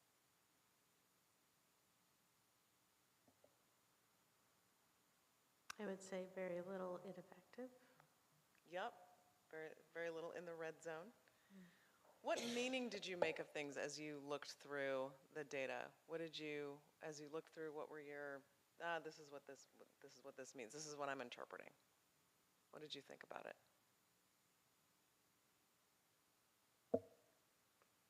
So this is my first year on the board, but looking at the changes, it seems like if, with the board taking the same evaluation year over year, that then the board seemed to have mutual definitions for types of actions and types of goals and what efficacy would look like in each individual type of goal, which is where you can see how progress is happening. That's a great observation. Thank you. Probably I'll answer both questions in this observation in page 104 out of 158 in the packet, the balanced governance standards overview. I'm seeing relative growth in community engagements over the last 3 years. And also relative growth in culture and climate. And I'm seeing oscillation in several others, steady results on accountability. I think meaning probably the community engagements, we've been very conscious about it in the last 3 years, so that explains the increase in the community engagements evaluation, not only in terms of conscious about it, that we need to do it, but also making actions to actually do it, and now we're seeing that we're becoming effective in it. I think these two things explain really harsh, relatively harsh evaluation in 22, and now probably reflective of the work that we're doing in 2024 that's showing that growth. So those are some meanings that I'm getting from the aggregation of the standards. Thank you. One thing that I found interesting is also in community engagement, and it was the one that where we do more advocacy for public policy and with community leaders, county government officials, and state legislators. And that was one that we had lower ratings than we've had the last couple years. I actually think that is good news for us because it highlights what we see as a need as we work as a community to address things like affordable housing and statewide as we think about educational funding. I think we're recognizing right now that things are different and a greater need there. And so as I would interpret it, I would think that we gave ourselves harsher rankings because it's something we know we need to do really well going forward. And so we set a new baseline in my mind as we did that rating. And what did you see as overall strengths and areas of improvement? What hit you as, oh, we're doing this really well.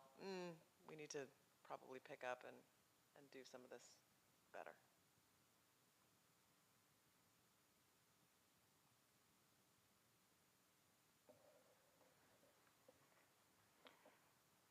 I have to really celebrate that. Standard 11, board member conduct, ethics, and relationship with superintendent. Kristen, you see lots of different school districts, not to name any.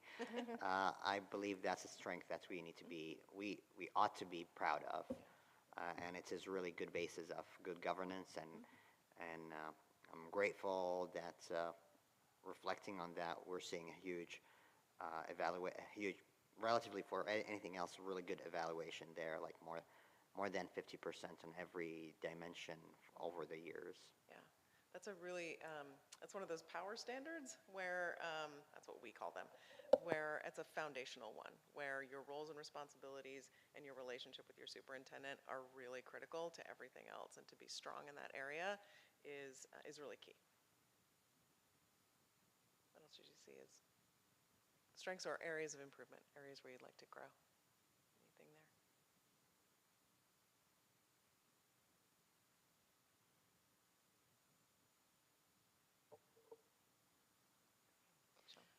So one of the areas for just a strength, just to echo Sammy, I noticed that too, in terms of relationships, interpersonal relationships, relationships across the board with district leadership, and growth in some ways with community engagement as well over the last several years, and some of those things still standing out in terms of certain types of community engagement, or some board members seeing growth in that, some not, and variability, even how we view that ourselves in terms of how well we're reaching out to community members in different ways through different modalities. And something that stood out to me too was another specific piece I saw was communicating that connection between policy and student outcomes as being one that had more variability, and how we're seeing that.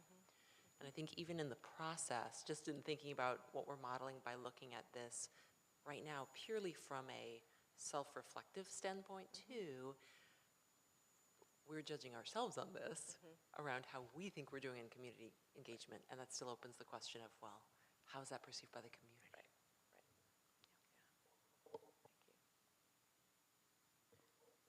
I had a somewhat related thought of like, we feel very good about ourselves, it seems like.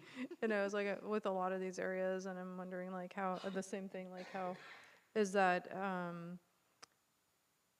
different than how the perception is? Like, because we're engaged with the work every day and at all the meetings and stuff like that, and is that reflected on how we're perceived though? And so those are some areas of question I have, I guess.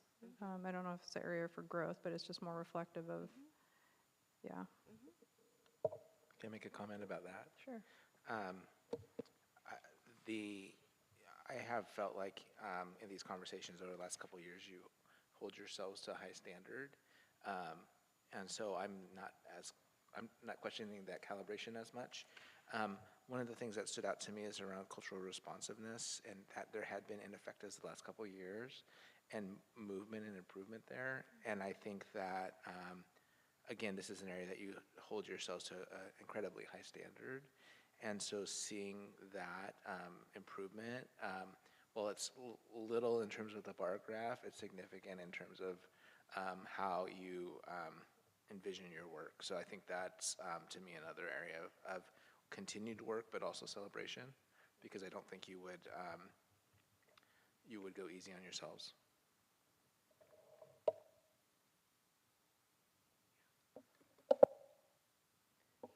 Well, and I feel like some of the places too that we're critical of ourselves, we've seen improvements in how those have impacted our work.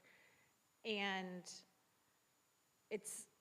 I think it may reflect more of a desire to sort of figure out what the next steps are to continue building on that. That okay, this worked, it's great, it's going well, but how do we get to that next step? So it's not just sort of a static bar of how we evaluate ourselves, but it's like every year, okay, this is where we are, where do we want to be based on, like, we've gotten to this level, we don't necessarily want to just stay there. Right.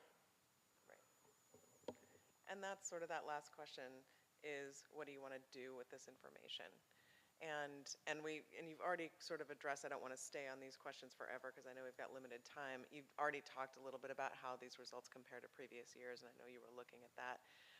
we can talk about as we go through what questions, if anything, do you have after looking at it. But really the most important thing at the end of this is, what do you want to do with this? Where do you go with that? Here's the, obviously you're looking at the general, like how you compared to previous years. You can't see this. I can barely see this.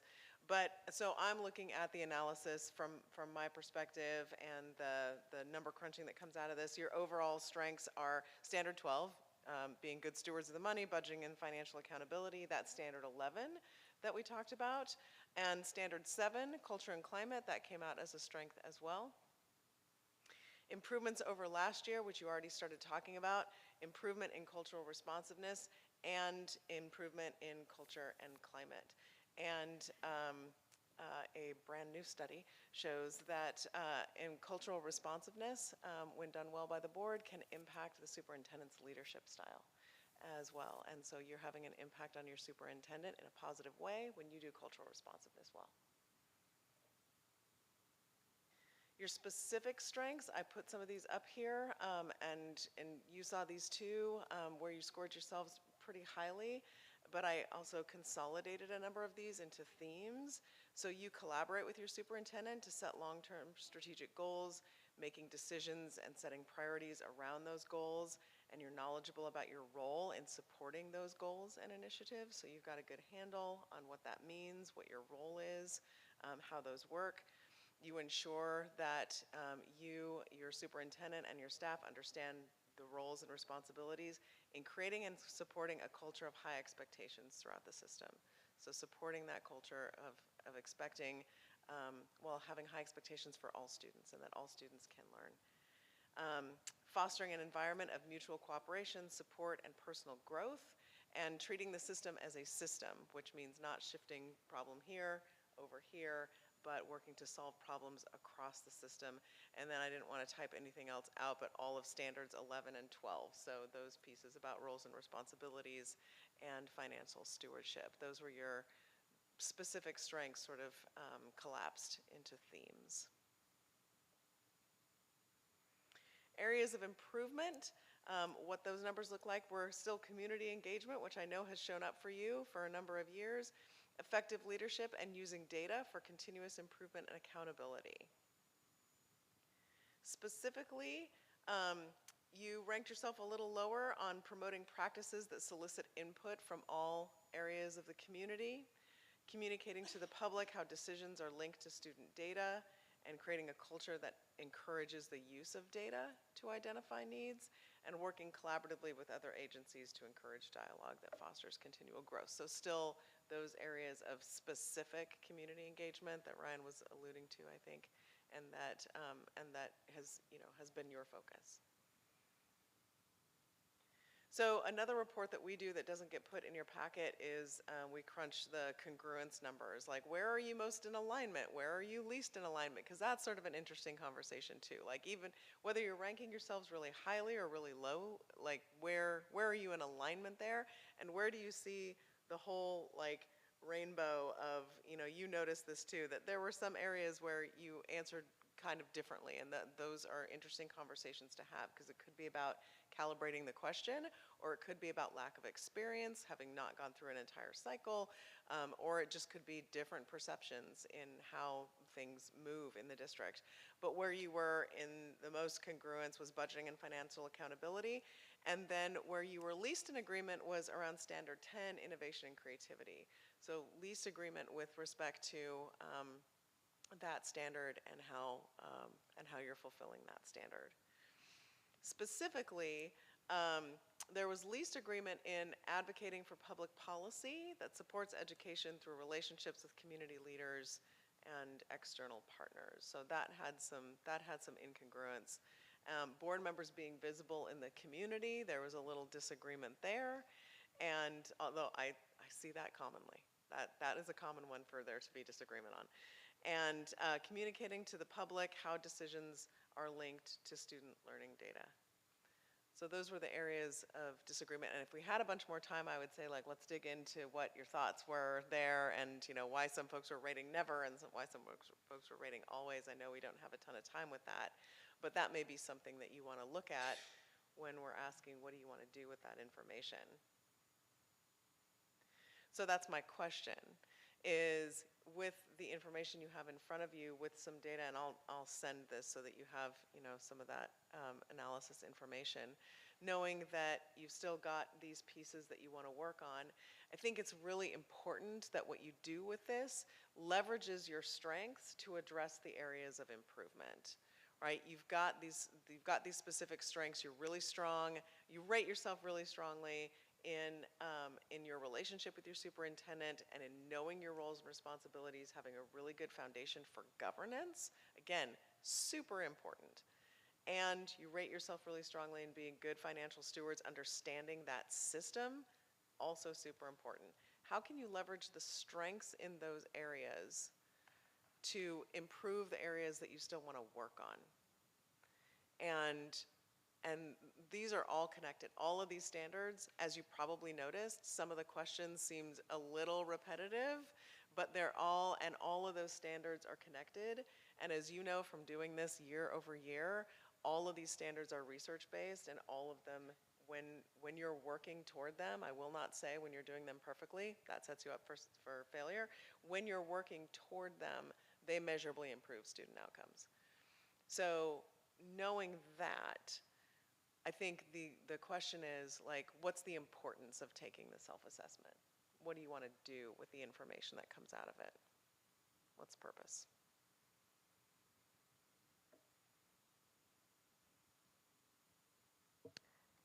I'm thinking about the community engagement and visibility part that you talked about, and I've been on the board for 4 years now, not super duper long, but it's not brand new anymore. And that has consistently been something that we talk about like every year about community engagement. And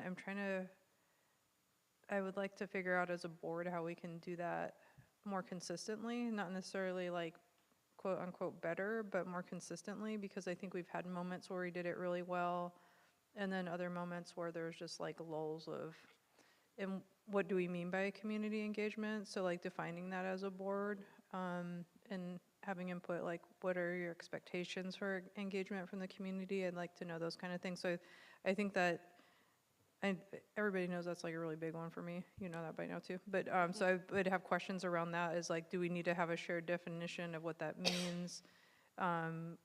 What does the community think it means? Speaking of community engagement. And then the linking of data to learning outcomes, because we talk about data a lot, and then I was like, oh, if we're not linking it to learning outcomes, that's a good point, right? And so just doing that a little bit better, like strategies and stuff. So those are the two I wrote down that I'd like to see us work on something with. And particularly when you are looking at community engagement, and well, particularly when there is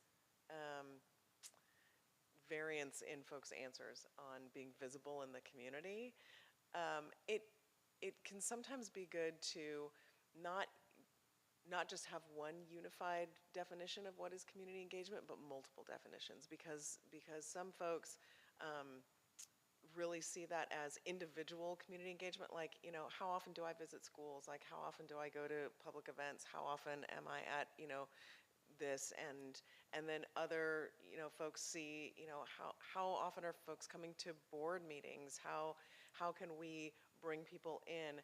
And then there's the perspective of how do we get to communities? Like, how do we go where people are? How do we do listening sessions? There are multiple modalities for community engagement. So I wonder about coming to, community engagement to us means, these 3 or 4 big things, and maybe each of us has different strengths, different interests in participating in those kinds of things. That's what I mean. Like, it doesn't have to, I didn't mean like just a single, like. Oh, no, I didn't think you did. It was like, there's just one way, and then they had another. No. But just so like community knows, like totally what you said, like do we even know what we're talking about with each other? You know what I mean? Because I don't think we necessarily do. Yeah.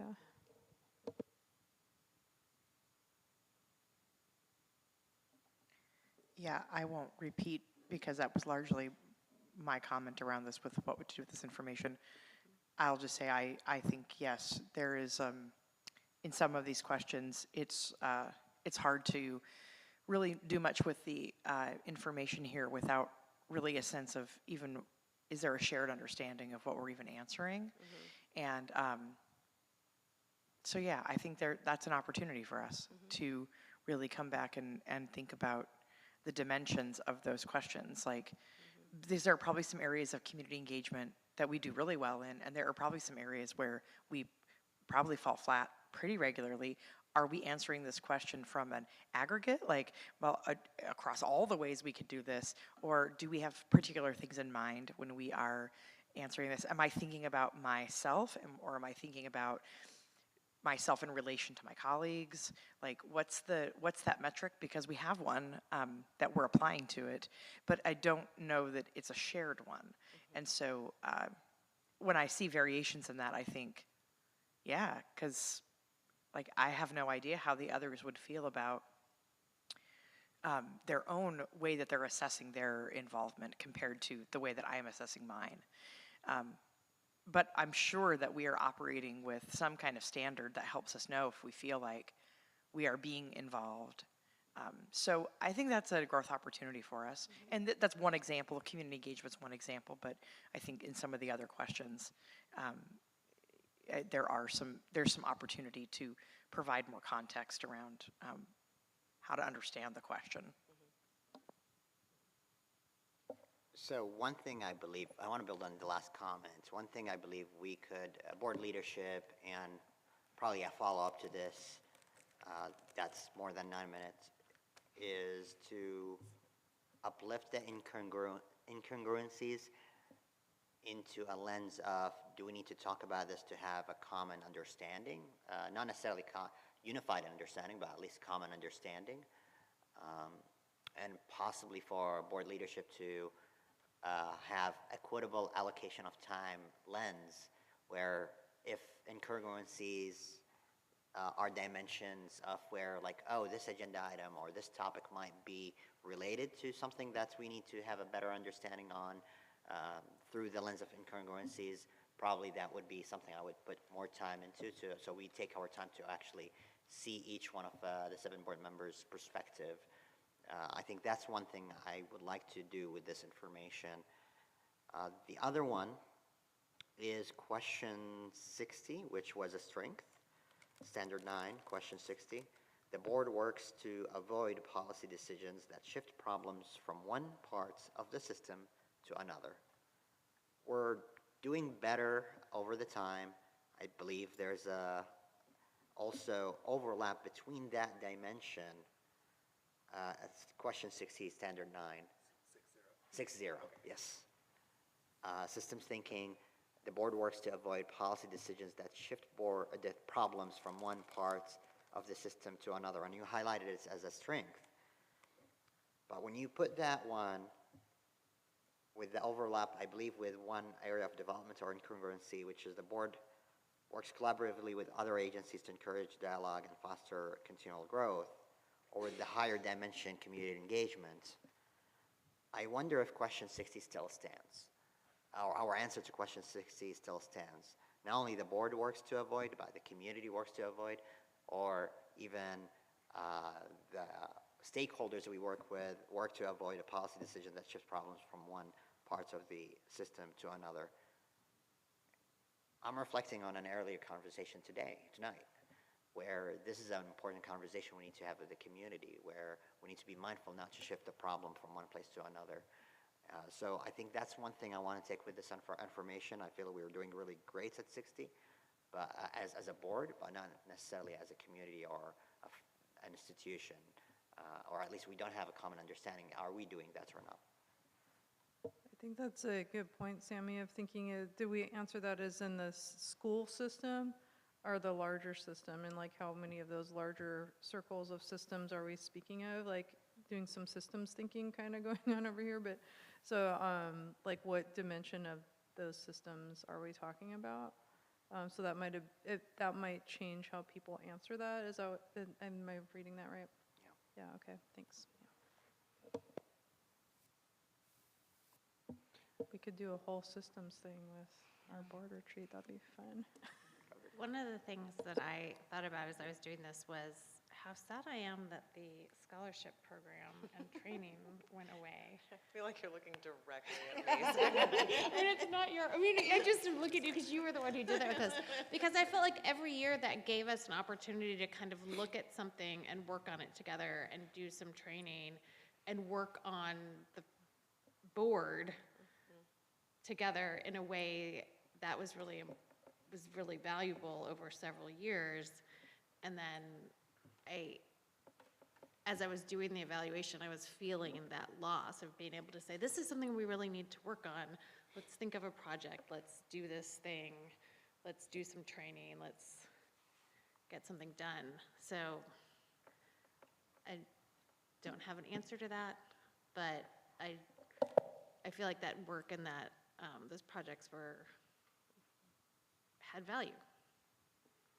No, we still could do that work. You just wouldn't get a scholarship out of it. That's I the mean, downside. that's good to know, though, you know what I mean? Because it's not just about the scholarship. If we want to do the work, that's nice, yeah.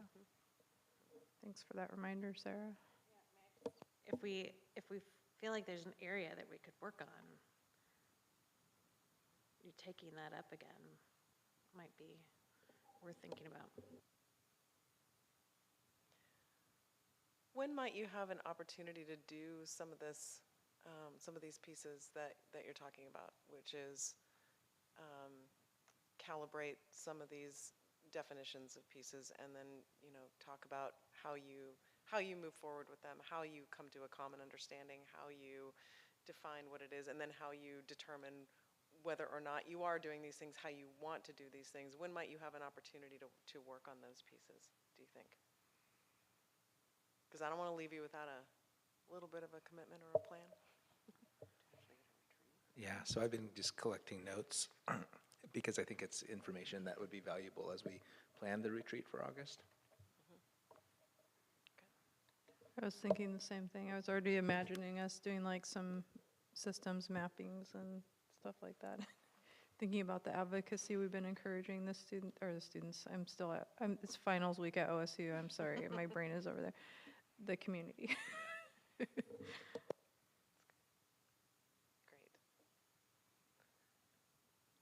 Do you have any questions for me? I will send this to you in case this is helpful or this is useful, that collection, that crunch of data. Any questions for me or anything you need from me? I know that I'm probably out of time or almost out of time.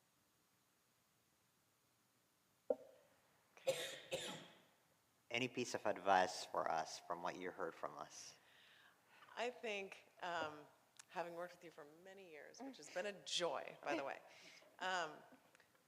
I think really you've talked about community engagement for years, and I think that really having a focus on what does that mean? What does it look like to be visible in the community? What kind of visibility do you want to have?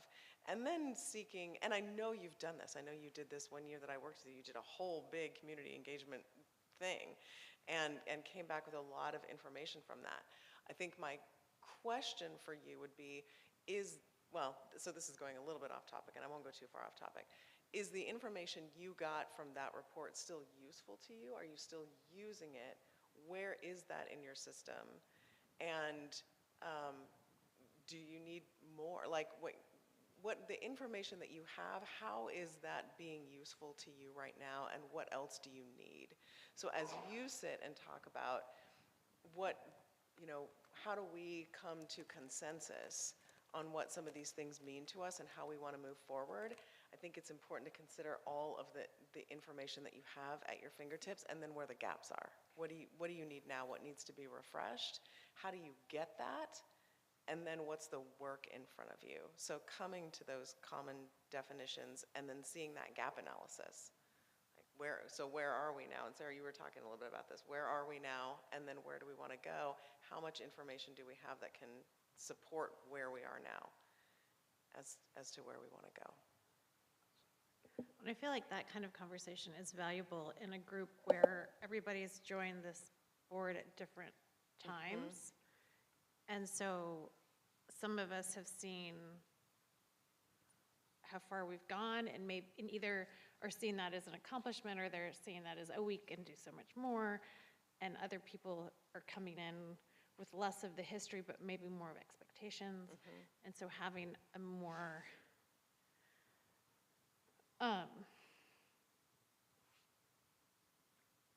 your understanding across the board of what our expectations are, I think could be valuable because of that difference. Really valuable.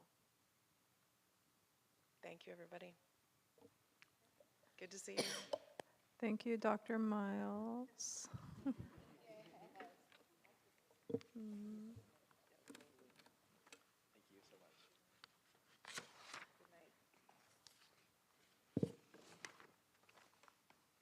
Okay. Next on the agenda is consolidated action. As a reminder, the items under this portion of the agenda are for action. Does anyone have a question about anything in consolidated action? Okay. Did we, on the calendar, did the retreat date change? Or did I just write it, I just wrote it down wrong? Okay, no more questions. Is there any other questions on items? Okay. Does anyone wish to make a motion? I move we approve the items in consolidated action. Is there a second? Second. It's been moved by Sarah and seconded by Therese. Any final discussion? Okay, it's been moved by Sarah and seconded by Therese to adopt the consolidated action items as submitted. Okay, Sarah. Aye. Chris. Aye. Judah. Aye. Shauna. Aye. Therese. Aye. Sammy. Aye. And I vote aye. Motion passes. Okay, the next item on the agenda is consolidated information. As a reminder, the items under this portion of the agenda are for discussion. Would anyone like to consider or discuss an item in consolidated information?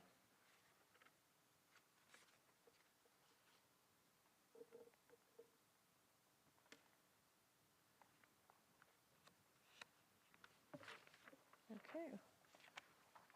Well, that was quick for that one. There's not a lot in there, but still. The next item on the agenda is board member comments. Is there any comments from any board members? Sammy? Speaking of dates and timelines, I would like to remind us all on a couple of professional development opportunities that you might already have them on your schedule or a form that you need to fill in to identify if you're coming or not. The August 9th to 11th in Salem Convention Center is the OSBA Summer Board Conference. The theme is Lift Student Success through the Board Leadership Institute, so August 9 through the 11th. And the 2024 OSBA Annual Convention is going to be again in Portland on November 7 through the 9th. And the theme was announced recently, All In for Students. I'll be emceeing that weekend, so I'll be speaking a lot, but also going to have front seats a couple of days there, so it would be great to have the full board there. I totally understand if you have family or work opportunities, but it would be really an honor to be alongside with you during the annual convention this year. That's the summer one you said? The annual one. The annual one, okay, Yeah. thank you. I'm not sure if I MC the summer one too, but maybe. But the annual one is November 7th to the 9th. Thanks, Sammy. Any other board comments? Go ahead, Chris. And then Sarah. I have a comment that I think we've commented on this before, but it's always striking to me as we celebrate all the things we get to go to, the art exhibits and the music performances and all those things, that we celebrate those and then we are hearing about the cuts. And so I just feel like we should acknowledge to the community that we are celebrating those things. I went to the last Lucha Libre performance. I went to the district art exhibits, you have seen music performances, and they've all been wonderful, but it feels like there's a cloud hanging over them right now. And so I feel like I want to acknowledge to the community that while we celebrate these things and we enjoy them, we're not doing that blindly, that we know that the decisions we made today will have an impact on those events in coming years. Yeah, also, I second that. I also, it was hard to hear about our Jewish students. And so I'm wondering, can we hear more about what we're doing to support them in our schools as part of our next agenda? Yeah, I will add that to the board agenda document, and then we'll work on building that into the agenda. Thank you. And then I also want to say one more thing, and I hope this is appropriate time, but this has been really hard for us to hear all of, the community input about cuts. I think we all are on the same page to say that it was really difficult to make the decisions that we've made. We know that it affects people, and we've been in the schools where we've seen the amazing work that our music and art teachers and librarians are doing. And I want to acknowledge that as well. But I also want to comment on some things that have been said about our leadership. And I wish people could take a look around across the state at what's going on in other districts with other leaders and school boards to see like the more serious cuts that they're having to make, how school boards in other areas are, butting heads all the time and are not in agreement and are not making choices that are best for kids. I also want to comment that I understand, I was on that other side once, that people don't see the amount of time and commitment that our leadership has with you, Ryan. I know that you attend many, many, many school events after school hours. I know that you attend city meetings, county meetings, state meetings. You're at the State Department, you're at ODE, you're doing all this work to really better our education here in Corvallis and to make sure our kids have what they need and are getting served in an equitable way. And I don't think people see that. I don't think people see the time that your team takes. They're here every board meeting. They're in the schools. They're at a lot of evening events. And that doesn't happen at other places. And so I just want to make sure that we acknowledge all of that and appreciate all that you do and all that you and your team does. Thank you. Thanks, Chris. Any other comment? Go, Shawna. Thanks, Chris. Just wanted to share my gratitude for your comments too, and gratitude and thankfulness for our district and the way that we work together and the thoughtfulness and time that everyone puts into really caring for and showing up for students, families, and staff. A couple of things that came up for me today, just to echo the gratitude for community for coming and speaking and sharing with us all of your thoughts, your feelings, your experiences. It matters a lot, and we listen deeply, we take notes, we take it to heart, and really think about how does what we're hearing and learning impact our roles in policy-making decisions. So just very grateful for community for coming forward and reaching out to us through email, through public testimony, and in every other way that you do reach out. One of the things that I noticed something I noticed in looking at the consolidated action tonight, I always read through lists of personnel changes and just look for trends and patterns, and something that made me really sad to see was seeing both positions ending related to music and arts, and then seeing 2 music teachers who also resigned. And just thinking about, I know I mentioned this at the last meeting, but we're hearing it come up repeatedly in community too, around the need for a next step of the district goals coming out this year, of that shared vision for different programs, including music, arts, theater, libraries, and others where there may not yet be a shared vision of really what are the activities that make a really strong and solid public education for students that include these.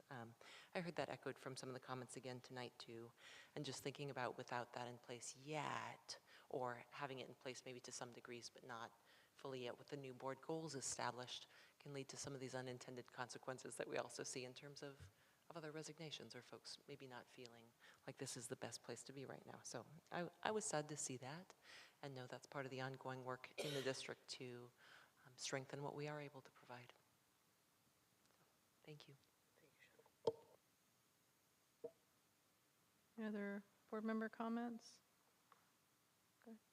Were you raising your hand? Yeah. Okay. I thought Judah was going to raise his hand, and I didn't want to cut him off. I think you're.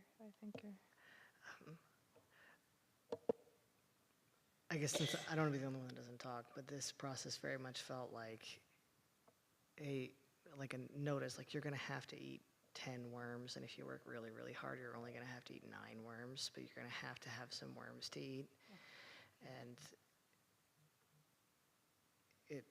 so I just want to reemphasize, like, it's an unfortunate situation, but I'm happy to be on this team, even though this terrible thing was happening. And while we still have to eat a lot of worms, I think 9 is better than 10.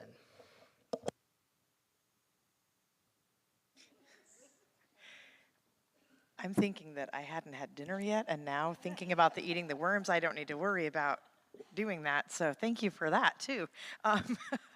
No, I haven't thought of it that way, but that is certainly a very vivid way to imagine what feels like an untenable situation. So I will start by saying that I have great appreciation for all of the hard work that our district does, and I don't have any doubt that every person in this district is bringing all of their effort to these hard decisions. So there is no criticism to be offered of how people make difficult situations, they make difficult decisions in situations where at least in the immediate, power is limited. So I want to fully acknowledge that. And I appreciate that as a board, we understand that at this moment in time, our priority is to make sure there is a budget so that this district can continue to do its work. And we have done that, and I'm grateful for that. I also want to appeal to what I know is the passion and the empathetic nature of many of the leaders in our district to please make sure that we really are listening and that we are really looking for and exhausting the creative solutions. I know that there's not a solution that meets all of our needs, not from us, not from this group, not from reserves, not from community suggestions. We cannot plug any gap by ourselves. Also just want to make sure that we are not holding so tightly to the ideas we've already come up with that we fail to ask ourselves if we're sure we've really thought about any alternatives that have been presented and the impacts that they may have or the ripple effect that they might have. I really don't think there's anything more to say except that if we decide that the conversation is just done, we are giving up the little bit of power that we have. We have to stay in this conversation. We have to continue to look at the unmet needs of our district. We have to continue to ask ourselves if we've exhausted every option to meet them to the fullest of our ability within the resources that we have. And I'm not saying that we haven't accomplished that. I'm saying that I just want to make sure that we're keeping that at the forefront. That because I continue to hear and I continue to feel for my own self like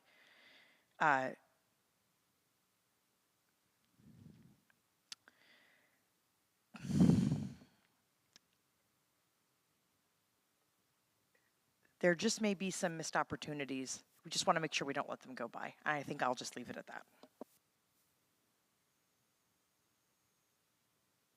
Go ahead, Sammy. You know, tonight actually, and these comments helped me realize something.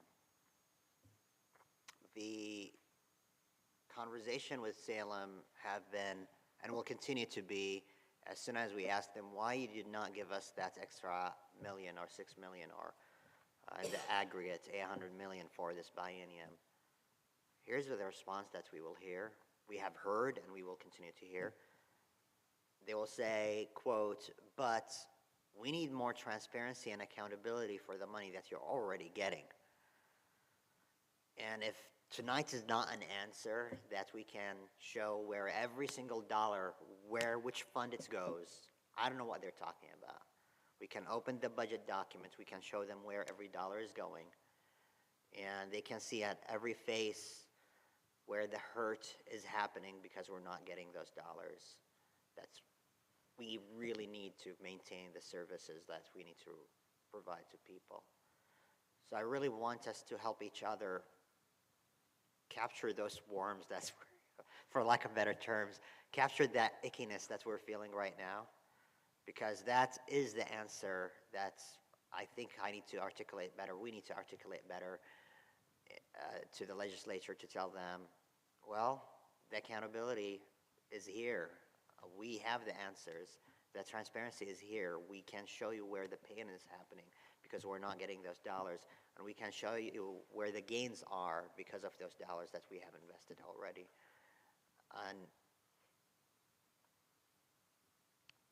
I don't know what's the art of the rhetoric on this one, because if they keep saying the same thing, what could be a good convincing argument? But tonight we have seen it. Through this budget process, we have seen it. Like, we have the transparency, we have the accountability to the highest level. And all of what I can say is accountability goes both ways. They gotta invest in a system that's chronically starving if they want to see the results. Otherwise, what we saw now is gonna be a drop in the bucket within the years to come. I know we're a little over on this part of our conversation, but we're actually somehow ahead of schedule. I don't know what happened, but some kind of magical powers or something. I just want to mention with what you're saying, Sammy and Therese, that there's like video footage that's on all board YouTube channels. Like if they need it, like they can see that. They can just look at our public comments across the state, not just here in Corvallis, but across the state, and like listen to the voices of teachers and staff and family members and students, and it's all there for them. It's like a choice whether or not they want to invest the time in looking for those videos. I mean, that's one of the good things about our meetings being live streamed, is that there is that record available for the people making those decisions with budgets at the state level. So I think that's a good reminder for them, that they don't have to continue to ask people to tell the same story over and over again if it's already there. And that's one of my biggest like beefs. I'll use that word instead of worms. No, it's one of my biggest things with asking people to continue to tell their trauma stories. And it's like, they already told us, and you're not going to listen to us who are voted in by our communities to advocate for the people of our community, but you're like, but I want to hear it exactly from their voice. I want to hear their tears, see their tears again, just to hear them, instead of like hearing from the people who represent them and saying like, this is what our community needs. And I really wish that when we were talking about systems earlier, that our system was not set up with the mentality of like, I have to hear it firsthand and not trust the people that the community trusts in advocating for them. And so I think that's something for us to think about as we're advocating at the state level, is to remind them of that, and also, of course, always inviting the community along with us in those efforts, because their voices are powerful, as we've heard. And one of the things I was thinking about is, over the past few years, we've heard the voices of the community for a lot of things, primarily around things like math and science and things like that. And this has been the biggest like champion voice calling for protecting arts and music. Well, music is in the arts. And so all of those areas that we don't hear advocated for as often. And so I just wanted to say some appreciation from that. One of the students that was here had the sign that said it's said not STEM, STEAM, and to remember the arts in that. So I was like, I love that sign. And also disclosure, I use a lot of art in my own teaching, so because it is a powerful tool. And even like the book cover that we were given about how to deal with how you feel and stuff like that, and the way that art helps us express ourselves and work through the mental health parts that were talked about, all the things they talked about. I just really appreciated the community really coming forward on behalf of the arts in all its forms, and just wanted to express that appreciation again. And it's really hard. I've said that every meeting, to know that these are people we know in the community and that we interact with, and that Ryan, you and your team interact with way more than we do. And so I know that's really heavy for everyone. And just really, it is hard. And I know the petition is asking for us to look at the reserves, so I don't want to pretend like that ask didn't come forward for a policy revision.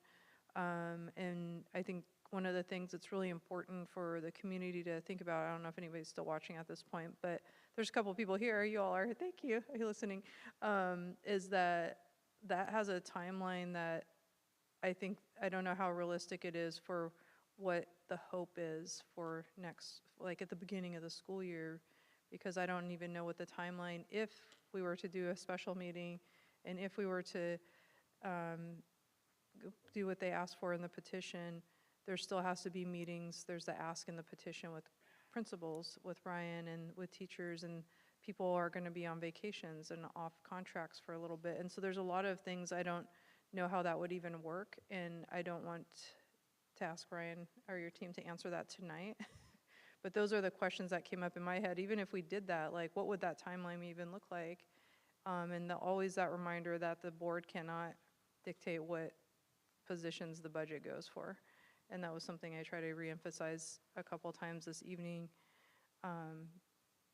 That way there's not this, I don't want to give the community false hope that if the board makes an action on a certain area, that it will equal exactly a scenario that they're hoping for, because we don't make those decisions. And so I just want to be really transparent with the community with that ask, and remind us as a board that that was the whole basis of all these voices coming forward earlier, was that petition that came in during public comment, and for us to not make a decision tonight, obviously, but that we remember that was what the ask was, and for the community to remember there are parameters around what we can do, and there are timelines that may not match what the hopes are, perhaps. I don't know for sure, but I just wanted, that's a really long way of saying I don't even know if we can do that. And so that's I told some of the community members, I just want to stay as real with you as possible with this, because I don't want to create something that we're making a promise that is not what's going to happen. That was my that was a lot for this time of night, but I did want to end with a couple of other things that are not related to the petition and the budget, and that is to say Happy Pride Month to everybody. And we received a lot of emails of appreciation for the Pride flag that has been coming in, so I just wanted to mention that we received those, and I will be replying to emails now that I have my account back. That's my other comment for the public.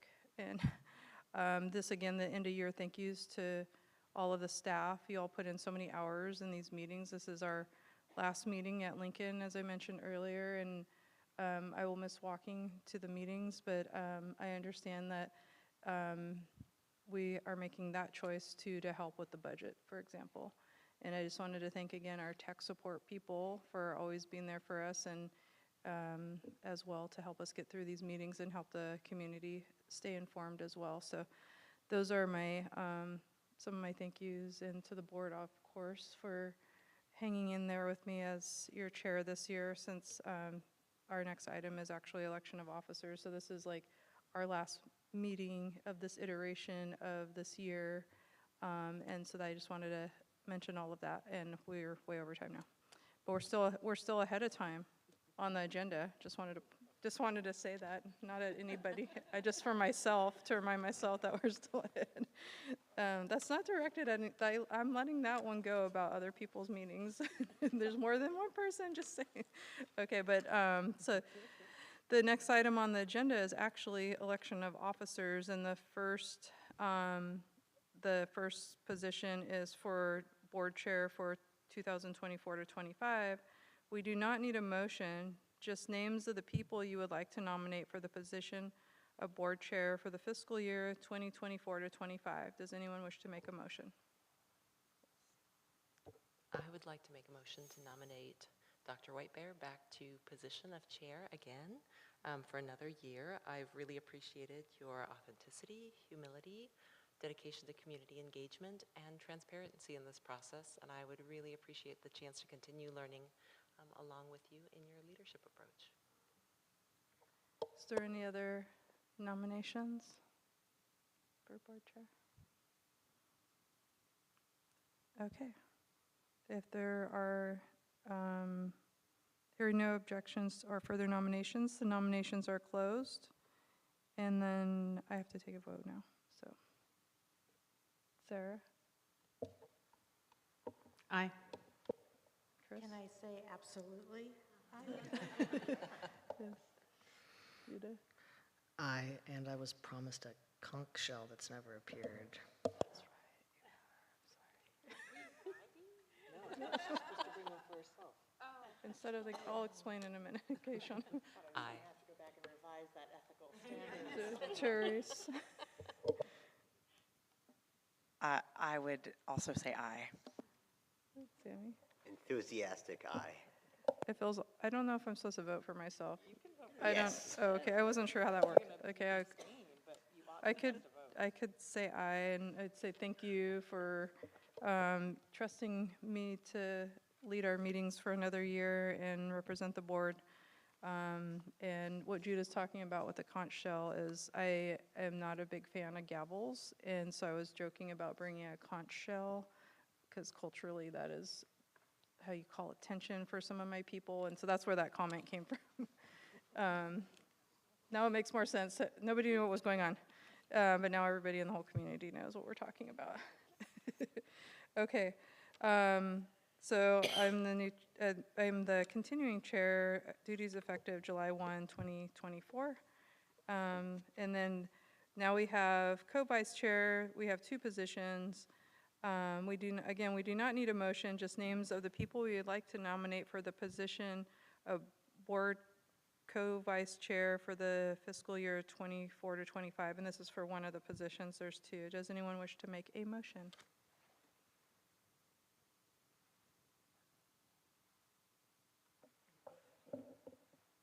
I'm not really sure what's happening because I thought we weren't making a motion. Oh, it's not a motion. No, nomination. I'm so sorry. It's late. It's not for a motion, it's for a nomination. A nomination, okay. Thank you very much. Well, I would like to nominate Shauna Tomini to continue on as co-vice chair. Okay. Is there any other nominations for that position? Not a motion, nominations. Okay. Hearing no objections or further nominations. Oh, wait, do you accept that? I will accept the nomination. We Okay. should have asked you too. I I realized if actually- we all voted aye and then you said no at the end. Good we thing would I have been said in trouble. yes. Thank you. Okay. Thank you for asking. Yeah, hearing no objections or further nominations, the nominations are closed. So, no, we do it twice because there's two positions. There are two separate positions, actually. Thank you for clarifying that. Okay, Sarah. Aye. Chris. Yes. Judah. Aye. Shauna. Aye. Therese. Aye. Sammy. Aye. And I vote aye. Thank you, Shauna. Thank you for the opportunity. And thank you for being co-vice chair, duties effective July 1st, 2024. And then we're going to do that one more time for the second co-vice chair. And again, I'm just following the public meeting laws, rereading everything. We do not need a motion, even though I did that last time. Just say the names of the people you would like to nominate for the position of board co-chair for the second position for the fiscal year 24-25. Does anyone wish to make a nomination? I'll nominate Therese Jones. Are there any other nominations? Do you accept that nomination, Therese? I do. Okay. Hearing no objections or further nominations are now closed. Sarah? Aye. Chris? Aye. Judah? Aye. Shauna? Aye. Therese? Aye. Sammy? Aye. And I vote aye. Thank you, Therese, for continuing on as co-vice chair duties effective July 1st, 2024. And with that, we have no further business, and the meeting is adjourned at 9:45 p.m. Thank you.